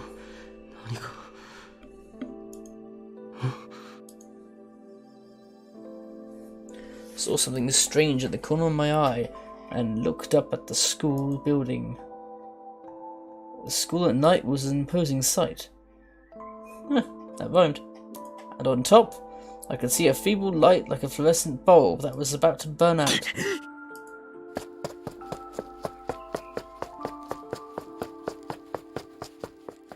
I started to run, dragging my feet forward as I went.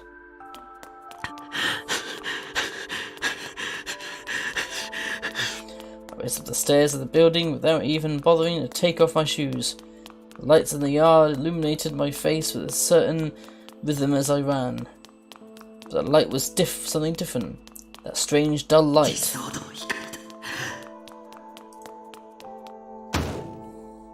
I made it to the top of the stairs and slammed straight into the door. Yanked over the door, trying my best not to think about what I'd find beyond. Blood! First thing I saw wasn't the light of the die sword, but the red. My heart beat loudly once, and then all was silent.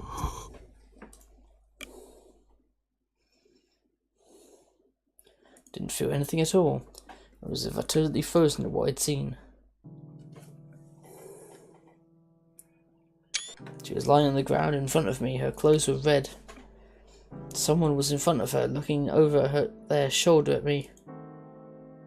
No, not someone. I knew her. But she looked different than I'd ever seen before. And the deadly weapon in her hands made me shiver. And that weapon was deeply, deeply...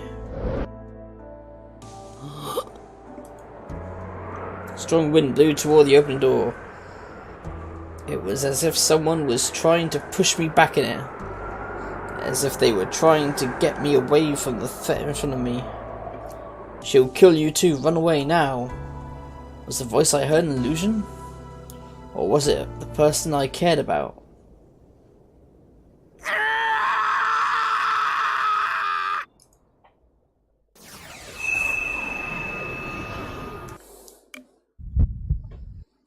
Suddenly all sound disappeared. My head hurt like hell. I ignored it. All the doubts I had, all the feelings that had told me it was a lie, I left them all behind me. Behind? It was only when I saw that the distance between us was closing rapidly that I realized I had started running. I mean, the scream poured from my throat. I could tell from the way my throat was vibrating, but I couldn't hear the sound at all. I kept running, but everything seemed to be passing by in slow motion. I felt a pulsing in my brain. My hand reached out for nothing at all. Until now, I'd never been able to touch it, but now I could grab it easily. What was I touching? What was I holding? Some fragment of useless rationality was still within me, asking me these stupid questions. I was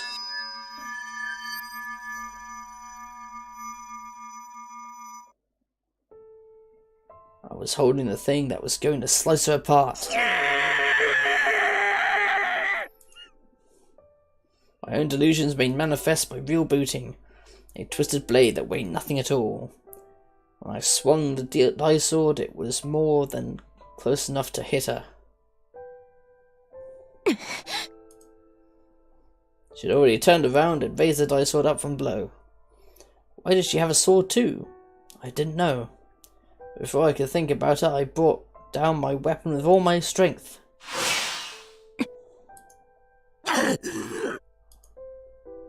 Sarika blocked it without making a sound. No, that wasn't right. My dice sword stopped before she could block it. Right before it would hit her. どうした? I heard a voice I'd never heard before. I saw a look I'd never seen before. I couldn't move. She hadn't done anything to me. There was no mind control. I was the one in control. But my hands had stopped as if they'd stuck an invisible wall. Why? Why? 来ないのか? Why couldn't I move? Why wouldn't my arms, my legs? My feelings caught up to me. My reason came back. And my heart finally started to scream.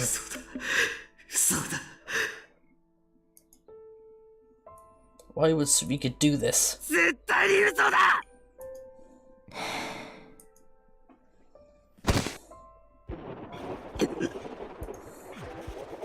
Pounding it, I've forgotten coming back and I fell to my knees. My head felt like I was going to split. I grabbed it with both hands. At some point, my die sword had disappeared. The will that I tried to strike down Sarika with was already gone. Dug my nails in and closed my eyes. I could feel the veins in my forehead with my hands. I felt something sticky on my knees. Then I smelled a mild perfume. It was the same as before, when my little sister had been killed and ripped apart.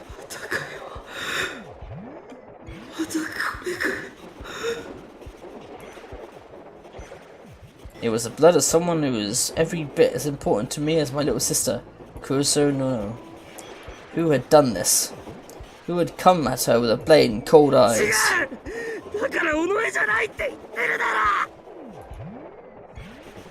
Tried to use my rage to drive it all away, but I couldn't.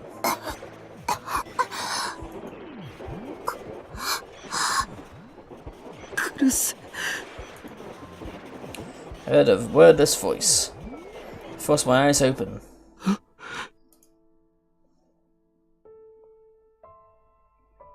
Sarika was already gone. I looked around with blurry eyes, but there was no light from the die sword, and no sign of her at all. I called over to Kuruso.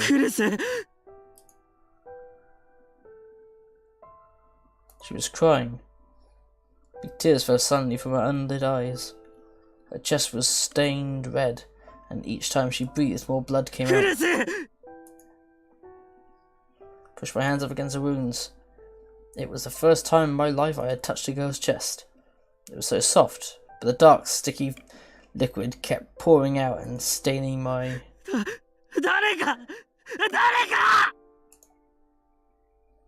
don't know what to do at a time like this. How can I save her?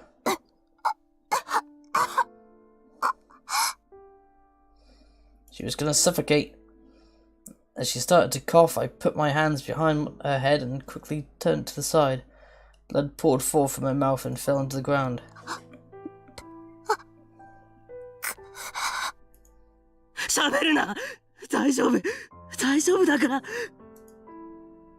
Trying my best to hold the wound closed. But, okay, how was this okay? Oh, put the phone. She was bleeding so much. She was in so much pain.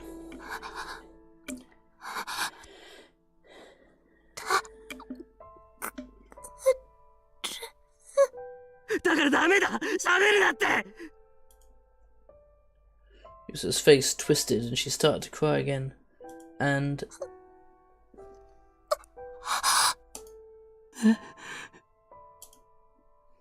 she suddenly grabbed the hand that was on her chest. And her grip was so weak. In that moment I felt an indescribable chill in my heart. なんだよもっと強く掴んでくれよ Be stronger. It's like you're going to die.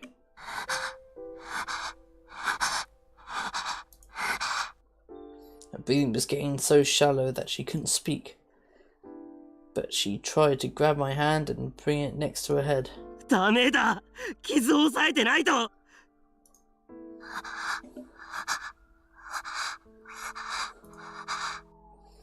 But it looked like she shook her head just a little. And then she slowly brought my hand to her face and put it to her lips.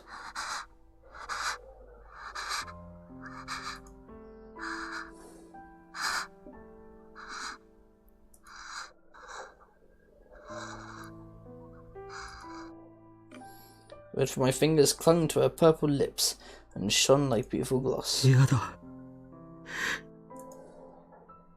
The sensation on my fingers was soft but terribly cold. And then I knew, yeah, she was going to die after all.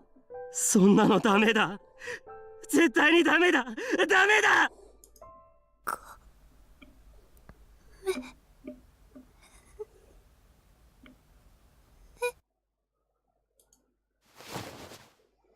Her hand moved away from mine and fell to the ground. ノノ The name fell from my lips. It was the first time I'd said it in half a year. おいノノ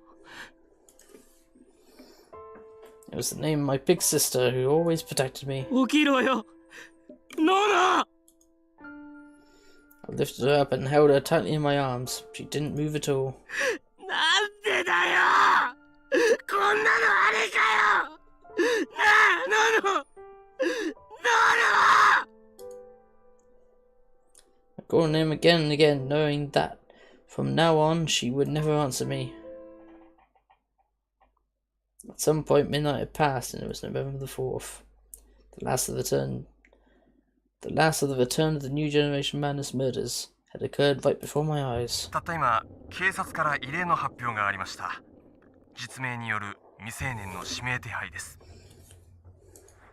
発表によりますと、警察は本日11月4日午前0時30分、現在東京都渋谷区で起こっている一連の猟奇事件の重要参考人として、私立碧峰学園3年宮代拓君を全国に指名手配しました。 What? 繰り返しお伝えします。 No, wrong person.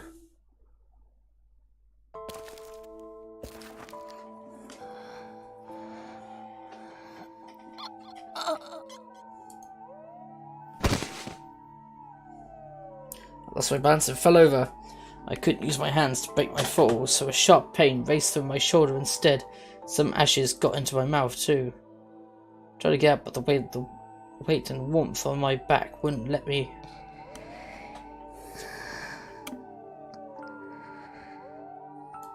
Ah, she was using Sarika hadn't woken up for a while. She was breathing. I could feel the beating of her heart. She was fine. I could taste blood as well as ash. I must have cut my lip when I fell.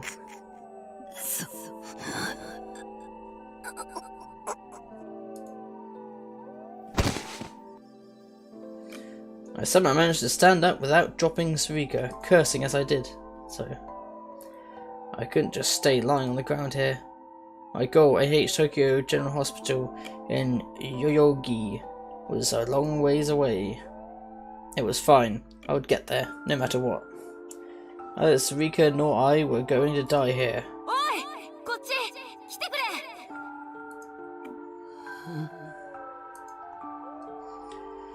Saw people crowding around what probably used to be a store. I heard what sounded like someone calling for help, and someone else saying they brought water from a broken vending machine. It was evidently being used as a temporary shelter. I was thirsty, I wanted water. No, I couldn't. That wasn't my priority, I knew that. I had lots of scrapes and small cuts, but none of my wounds were fatal. In an emergency like this, the most important thing wasn't water or food, it was finding a safe place. I'd learned that on the internet one time. And since I didn't know what was wrong with Sarika, she needed a specialist to look at her. There was no telling what might happen here in Shibuya. It was better to head to AH General in Yogai. そうだ。ここに留まってる長尺のあの人たちよりも状況の僕の方が上なんだ。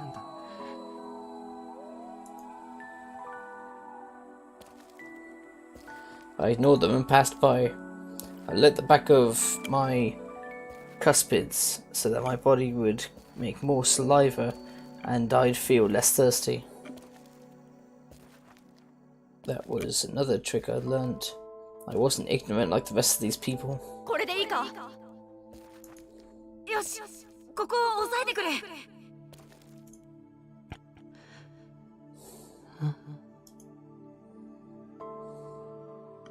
Something seemed strange. I suddenly realised that I knew some of the voices from the shelter. I looked and I saw they belonged to my classmates. I almost never went to school, but I vaguely recognised a few members of the group. There was an adult woman lying on the ground in between them. There was blood coming from her stomach and her head.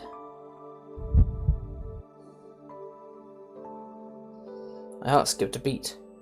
I just barely managed to stop myself from falling over. My classmates seemed to be trying to save her. They were each taking turns holding down on her injuries, not caring that their hands would be covered with blood. Oh, was that a flash of lightning? Why? Why are you doing that? All you ever do is talk about stupid crap and you never listen to me. Why aren't you panicking? You guys don't know anything, right? About priorities or cuspids? Why aren't you screaming? Why aren't you running? Why are you so calm? You never did anything useful with your time. You can't even use the internet. All of your information is low quality. Yeah, that instantly makes him bad, I guess.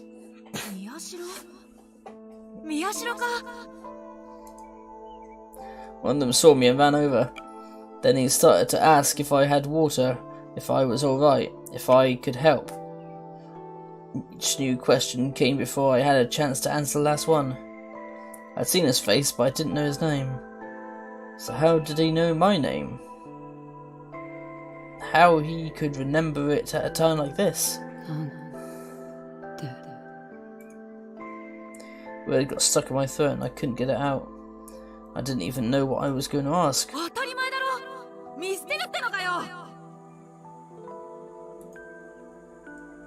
I didn't know how he'd interpret my response, but he suddenly started yelling. And then he grabbed my arm and told me to come with him. But wait, the woman's hurt, I have to save her. No, I have to get to AH General Hospital. I saw lots of injured people on the way there. That's right, this place was dangerous. My top priority was finding someplace safe. That was what my information told me. No matter how hard he pulled, I didn't move. Nothing moved, actually. It felt like I was outside my body, watching him pull it. Why wasn't I moving? Was I scared? Of course I was scared. If she was hurt, I should help her. Like my classmates were. Wait, I wasn't like them, right? I was a right-sider. No, they were doing the right thing. I should help them. I couldn't move. What should I do?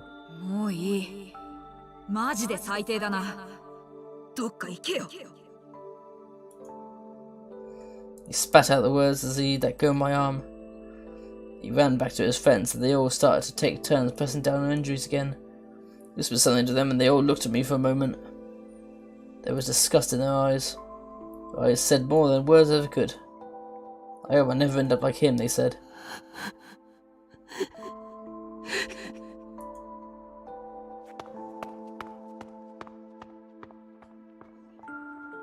Next thing I knew, I was running. Not because I had to get to the hospital, because I wanted to get away. I don't remember where I ran. Each time someone lying on the ground begging me for help, I ran faster and in a different direction. I closed my eyes so I couldn't see anything, then tripped. I held my ears so I couldn't hear anything. My body was shaking. I felt coldness pressing in from all around me, like I never felt before. Why was I running? I was a right-sider. While they were learning about useless nonsense at school, I was becoming smarter than them. I should have been the one looking down on them.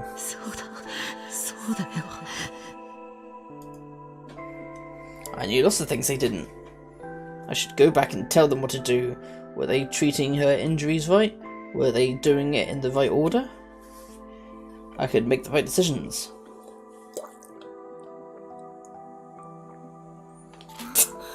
Takuru?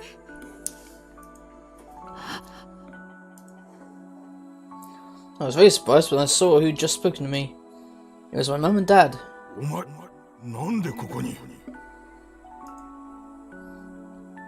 And then did I realise where it was. It was a shelter outside AH Tokyo General Hospital. I'd made it.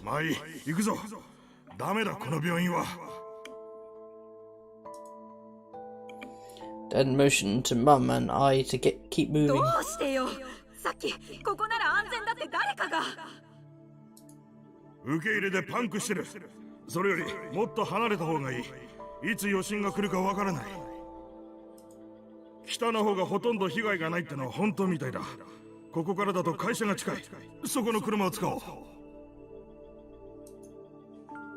What? I didn't hear anything about that. Takuru, 何してるの？早く! When she grabbed my arm, the sensation from earlier came back and I shook her off. Takuru? 何なの? こんな時まで迷惑かけないで。助かるのよ。Saved? 僕は助かるから。いいから早く。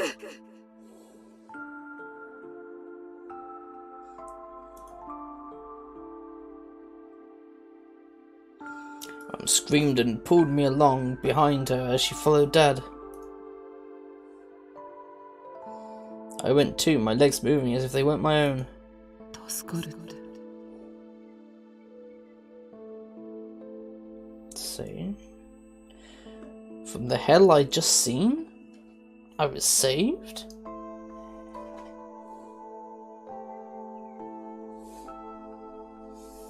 By people who had never cared about me before? There was a sharp pain in my head. I shook off her arm.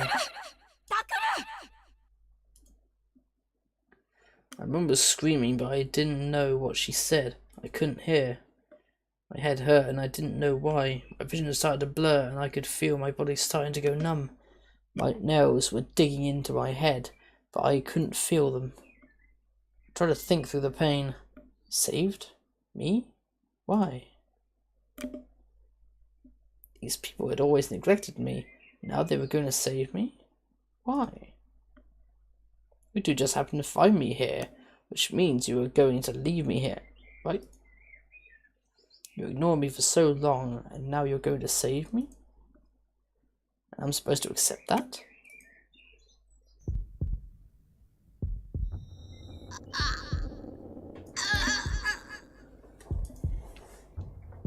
Pain shot through my temples like I was being stabbed with something sharp.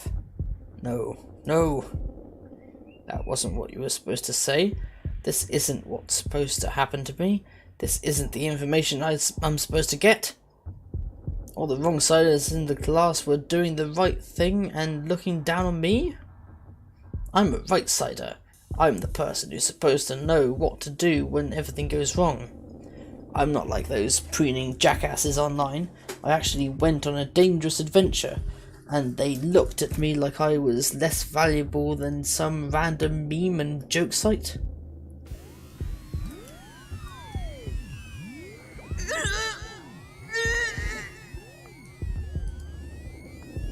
And now you people are going to save me? You, the people who gave me 1,000 yen instead of taking me out to dinner on my birthday? Hell no. I'm not the kind of person who just gets saved by parents who don't even want him.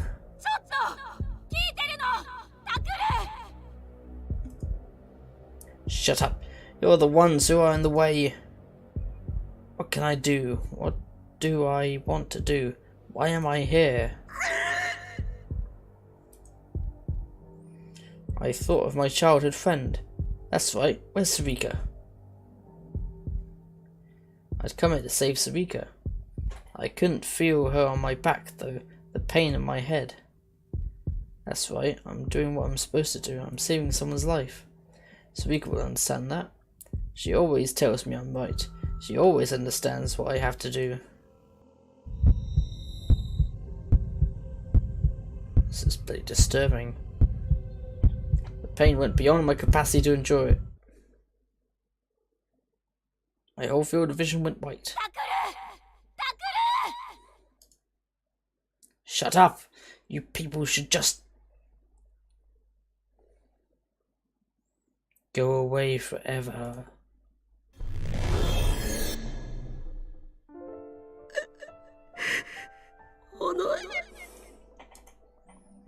Sarika, save me.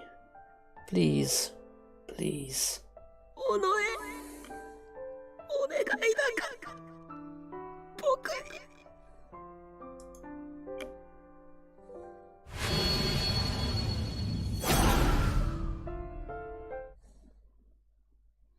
Sarika Inoue, her intentions.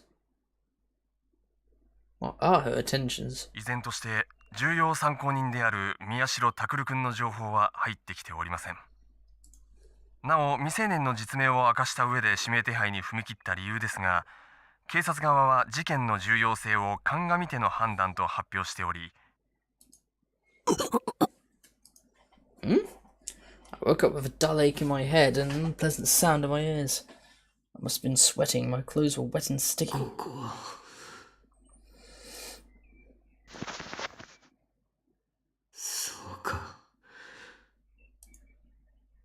I'd never seen this ceiling or smelled these smells before, but when I remembered, this was Frisia, a rose company.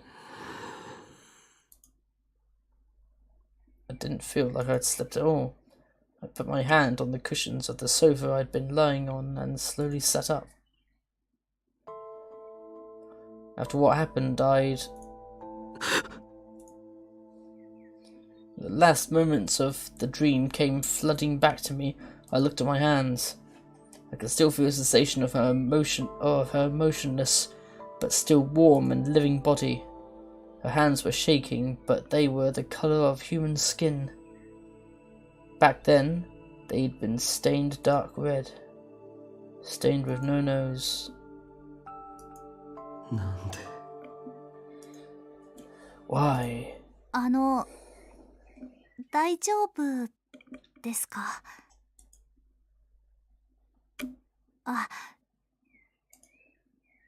Uma was sitting on the sofa across from me. She winced when she looked at me. すいません。大丈夫なわけないですよね。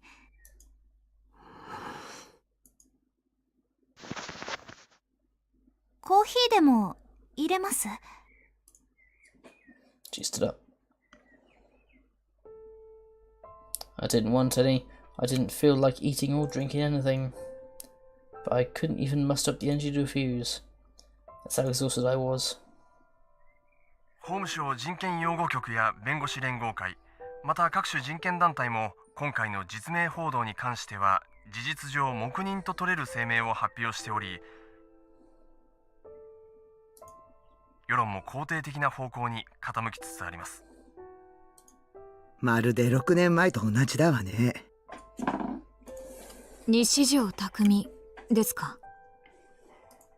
ええ。ニュージェネレーションの狂気の犯人として祭り上げられ、それを覆して一躍有名人になったあの子。Instead of most were talking from the TV. The people on TV were still saying that I was the one who's behind the killings. It didn't seem real. When they said my name, it felt like they were referring to some other Miyashiro Takuru who lived somewhere else in the world. Almost looked over at me. おはよう。I tried to say something back, but the words got caught in my throat. It felt like if I said something, all the feelings bottled up inside me would come pouring out at once. 新庄ちゃんから連絡があったわ。報道では重要参考人になってるけど、なぜか警察はあなたを一連の事件の主犯と断定したみたい。クルス・ノノを殺害した犯人としてもな。クルス・ノノの司法解剖記録を極秘で回してもらったが、お前に不利な証拠ばかりだ。多分捏造でしょうね。そもそも正規の手続きすら踏まれていないから。Suspicious. Autopsy report. I couldn't process the phrase. I heard it, but it didn't make sense. お前がここにいることはまだバレていない。警察は碧峰学園と青葉寮を中心に。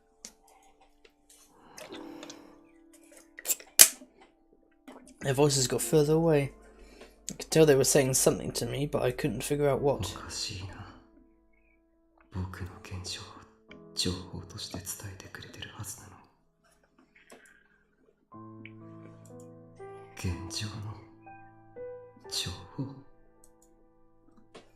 Why would it help? Help with what?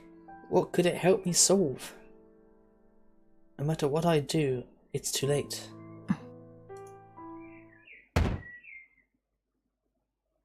Sarah slammed her hand down on the desk. I looked up surprised. どうなんだ。心当たりはないのか。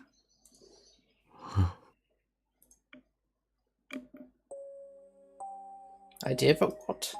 尾上セリカが行きそうな場所に心当たりはないのかと聞いている。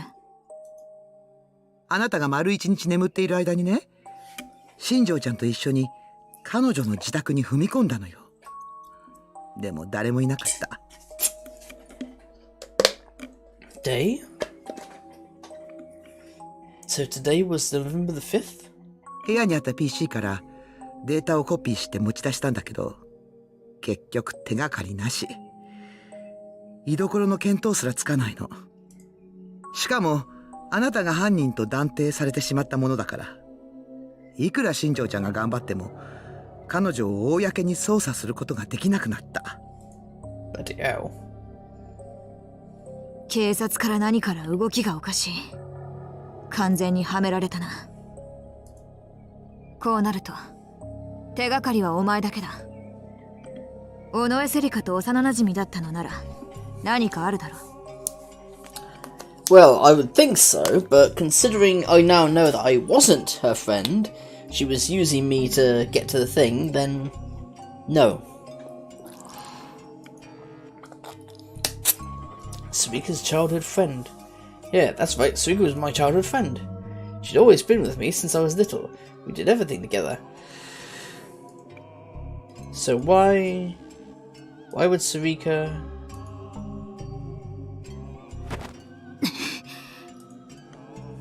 So grabbed me and pulled me close enough that I could feel her breath on my face.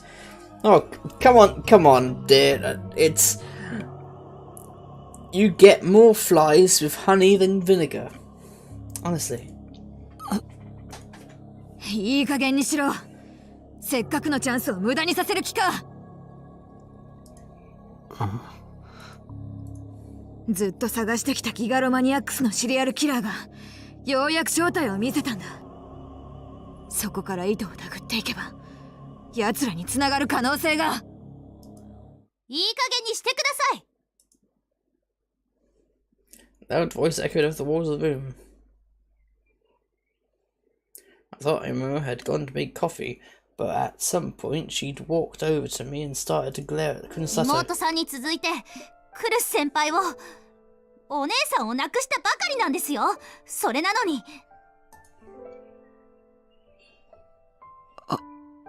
有村。Come to think of it, she'd been really worried about Kurosu, so I'd promised that I would find her. So, why? Why did this happen? She glanced at me for an instant and her lips were trembling. もう少し言い方があるでしょ、久野里さん。相変わらずだな、お前は。何がですか？兄弟のこととなるとすぐにカッとなる。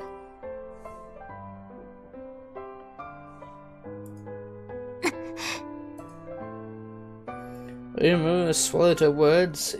It was as if she'd been stabbed. She clenched her fists tight, as if trying to stop herself from doing something she might regret. 私は優しくできる人間が限られている。その中にお前たちギガロマニアクスは入ってないんだよ。Una let go of me and spoke, her voice as cold as ever. 最低。お前相手に嘘をついても仕方がない。私は犯人を捕まえて、その裏にあるものを暴き出せればそれでいいんだ。だからって。Uma's phone vibrated in her pocket. She looked annoyed when she took it out, but her expression changed when she saw the screen. Tapped the screen and put the phone up to her ear. もしもし、ウキ？大丈夫？そっか。あ、ちょっと待って。その前に花に代わって。Yuki? Hannah? Come to think of it, where were they right now? Was something terrible happening to them because of me? Uma was speaking crisply and clearly into the phone while I was still struggling to even hear. She reminded me a lot of Kurosu. 花、聞いてるよね。こっちはまだ動きようがないの。だから、そのままウキとユウトくんについててあげて。ユウトくんもだけど、ウキ、かなり参ってるから、お願い。じゃあ、ウキを出して。Then she handed me the phone. 宮代先輩の声、聞きたいって言ってます。何か話してあげてください。I took the phone and gently put it up to my ear.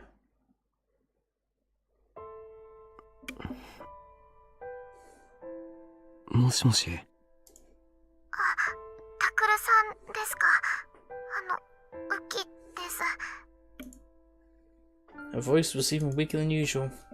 I could hear a tiny noise behind her. ごめんな、ウキ。僕のせいで。いえ、私は大丈夫です。でも、マスコミの人がものすごく増えて、あと、警察の人が来て、タクルさんの部屋や、ののさんの部屋をいろいろ探していて、それに先生がどこかへ行ったっきり帰ってこなくて、私どうすればいいのかもうわからなくて。 Dad hadn't come back? Were the police still questioning him? 本当にごめんな。私こそすいません。I heard a tiny sniffle on the other end. タクルさんの方が大変なのに、私しっかりしなきゃいけませんよね。今は私がユウトくんのお姉さんなんだから。Her voice was strong, but I could still hear the tears. 宮代先輩、そろそろ青葉寮にいる警官が会話を聞きつけたらまずいです。バレます。 Yeah, that's what I was thinking. Emma took the phone from me. She talked to Uki a little more and then hung up.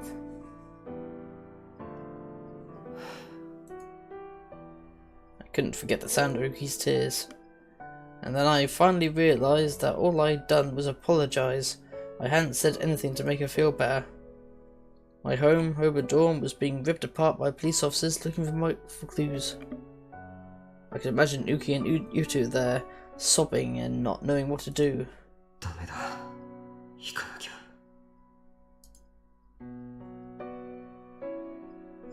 Next thing I knew, I was staggering forward.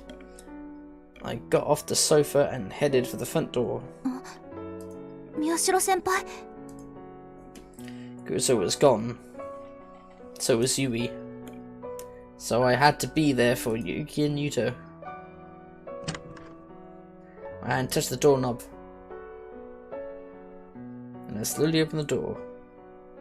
Everything started to feel less and less real, and I watched my body move like a character in a movie. 宮代ちゃん？どこへ行くつもりだ？ To over Dawn. If I don't go quick, Yuki and Yuto. 待ってください。外へ出ちゃダメです。 Emma grabbed my arm. 報道ではまだ写真は出てませんけど、ネットにはあちこちに顔写真が貼られてしまってるんです。話してくれ。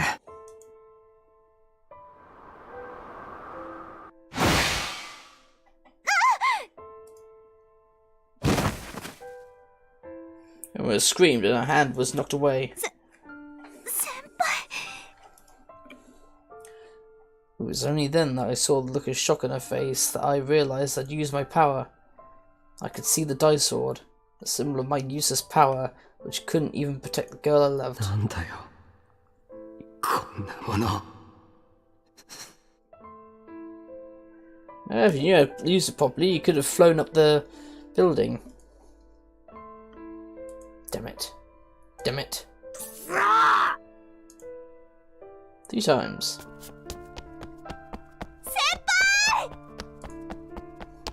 My body started running on its own. I ran out of freesia, without knowing what would happen if I left.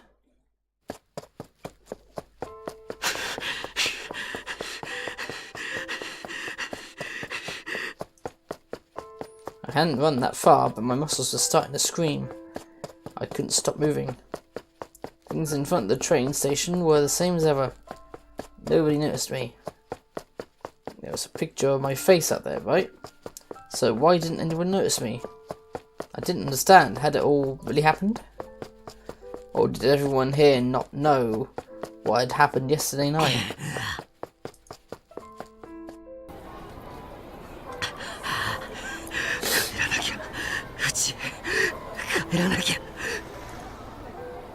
Police were over Dawn, ripping apart my place I loved. They decided I was the killer, and they'd even searched Nono's room? That night, I asked Shinjo to let me take Nono's body to the hospital. My memories cut out after that, and I could only remember a few things. I remember being taken to Frisia and screaming and sobbing there. And then, that's right, that's when I heard the news that I was wanted as a person of interest in the case.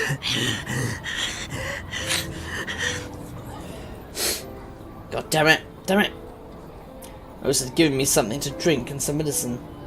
It was probably a sleeping pill or something. To calm me down, to keep me quiet. I didn't want to sleep. Because Kusa, the one I loved, was dead. And it was Ono Surika, my childhood friend, who'd killed her. How could I sleep? But I'd spent the whole day on a sofa asleep.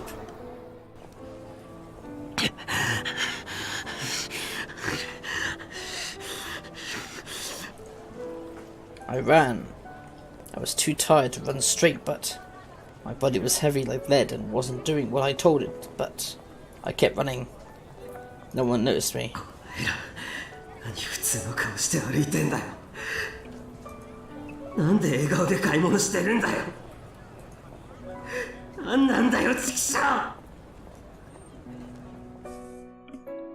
A warrant?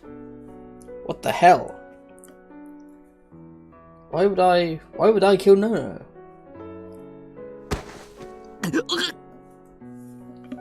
I staggered, tripped and fell.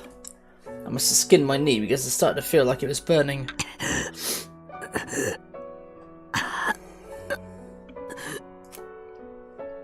Once I fell over, I couldn't get back up. It was all I could do to roll over, and then I realised that I knew this place.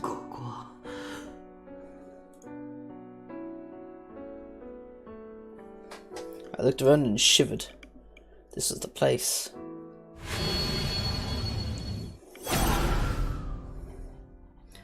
This was the place where my best friend had carved my little sister into tiny little pieces. I felt a sudden, strong urge to vomit. Was it because I'd been running for so long? Or was it because of my memories of this place?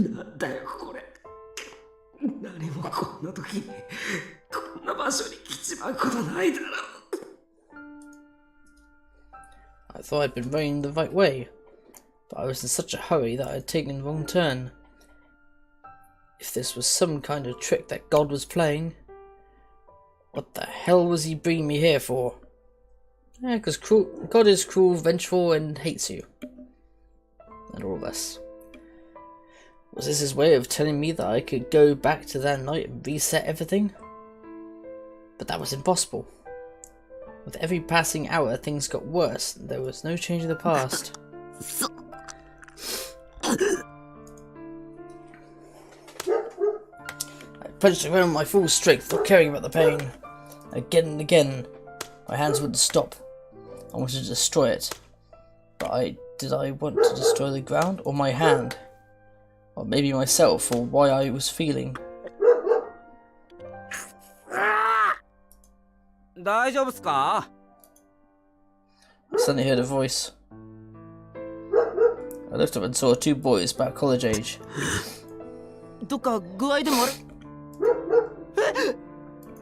Oh shit. Suddenly the look on one of the boys' face changed. He stepped back and dragged the other away.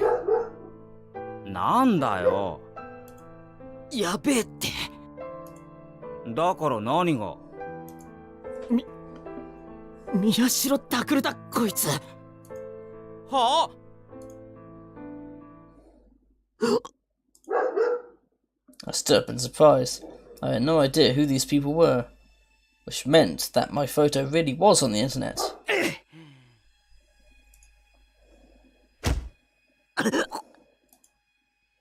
felt a sharp pain in my stomach when I stood up. It took me a second to realise I'd been kicked.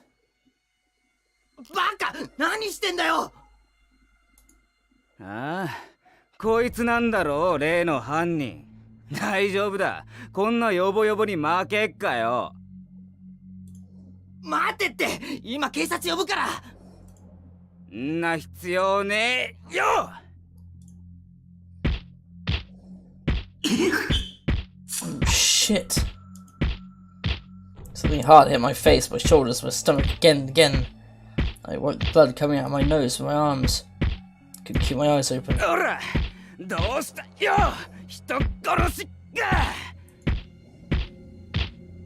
started to get excited and yell as he kicked me. I opened my mouth to tell him that he was wrong, just as he kicked me in the stomach, and drool and vomit came pouring out.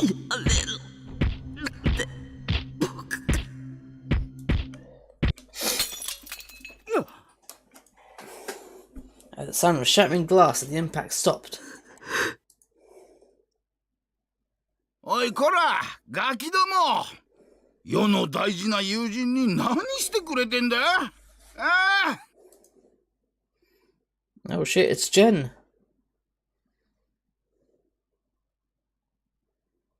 How are they not searching this place as well? 大丈夫か、タク。And took me by a quiet, lonely route to his fortress, Miyashita Park. Of course, the police had come to the park and droves as well, but Jen and the other homeless had told them nothing. 当たり前だろう。世の国は腹からを見捨てたりはしねえ。Thanks to them, the cops didn't even know which trailer house was mine yet. Otherwise, I wouldn't have been able to come here. It felt like a long time since I'd come here, even though it hadn't been that long at all. Two boys who attacked me must have called the cops because I could hear sirens going in the distance. This place probably wouldn't be safe forever either. Takuyo. Jen took out another bottle of liqueur and started to sip from it.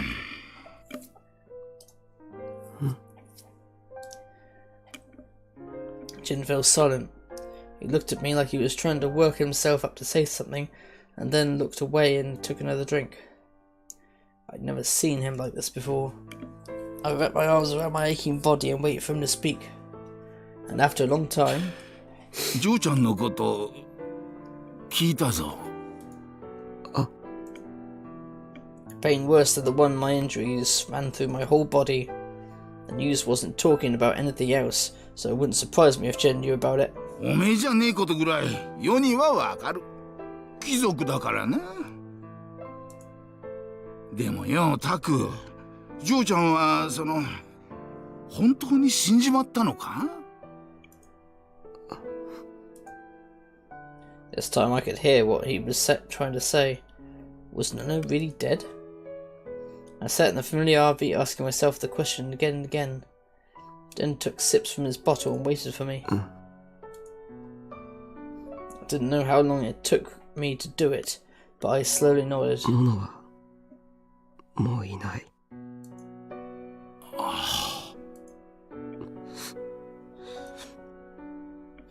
I looked down, feeling like I admitted to some horrible, unfixable mistake. なんでだ? ジョーちゃんは幸せにならなきゃいけねえ子だろうがよ。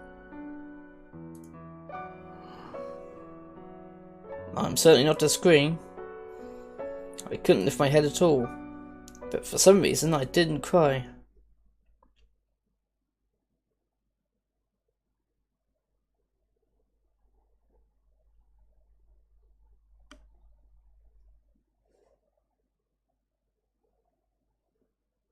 The sun set and another hour passed.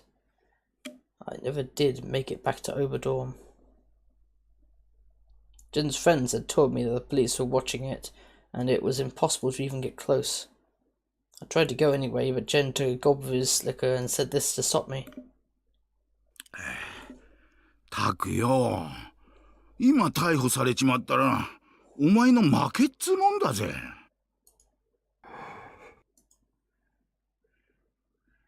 それこそおめえを待ってる嬢ちゃんたちがビービー泣くんじゃねえのか? Lose. Then I remembered what I'd been thinking the last time I was in this room. It was like the killer was a player in a game challenging me. That player was, though I still couldn't believe it, my childhood friend. I'd kept losing to every move she made, and she'd stolen the people I'd cared about.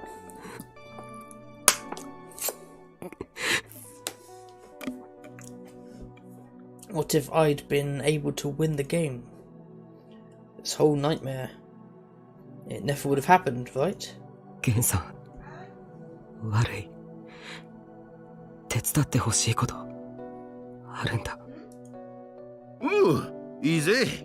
ただし、世を雇うには金がかかる。つけにしとくからよ。全部終わったらちゃんと払えよ。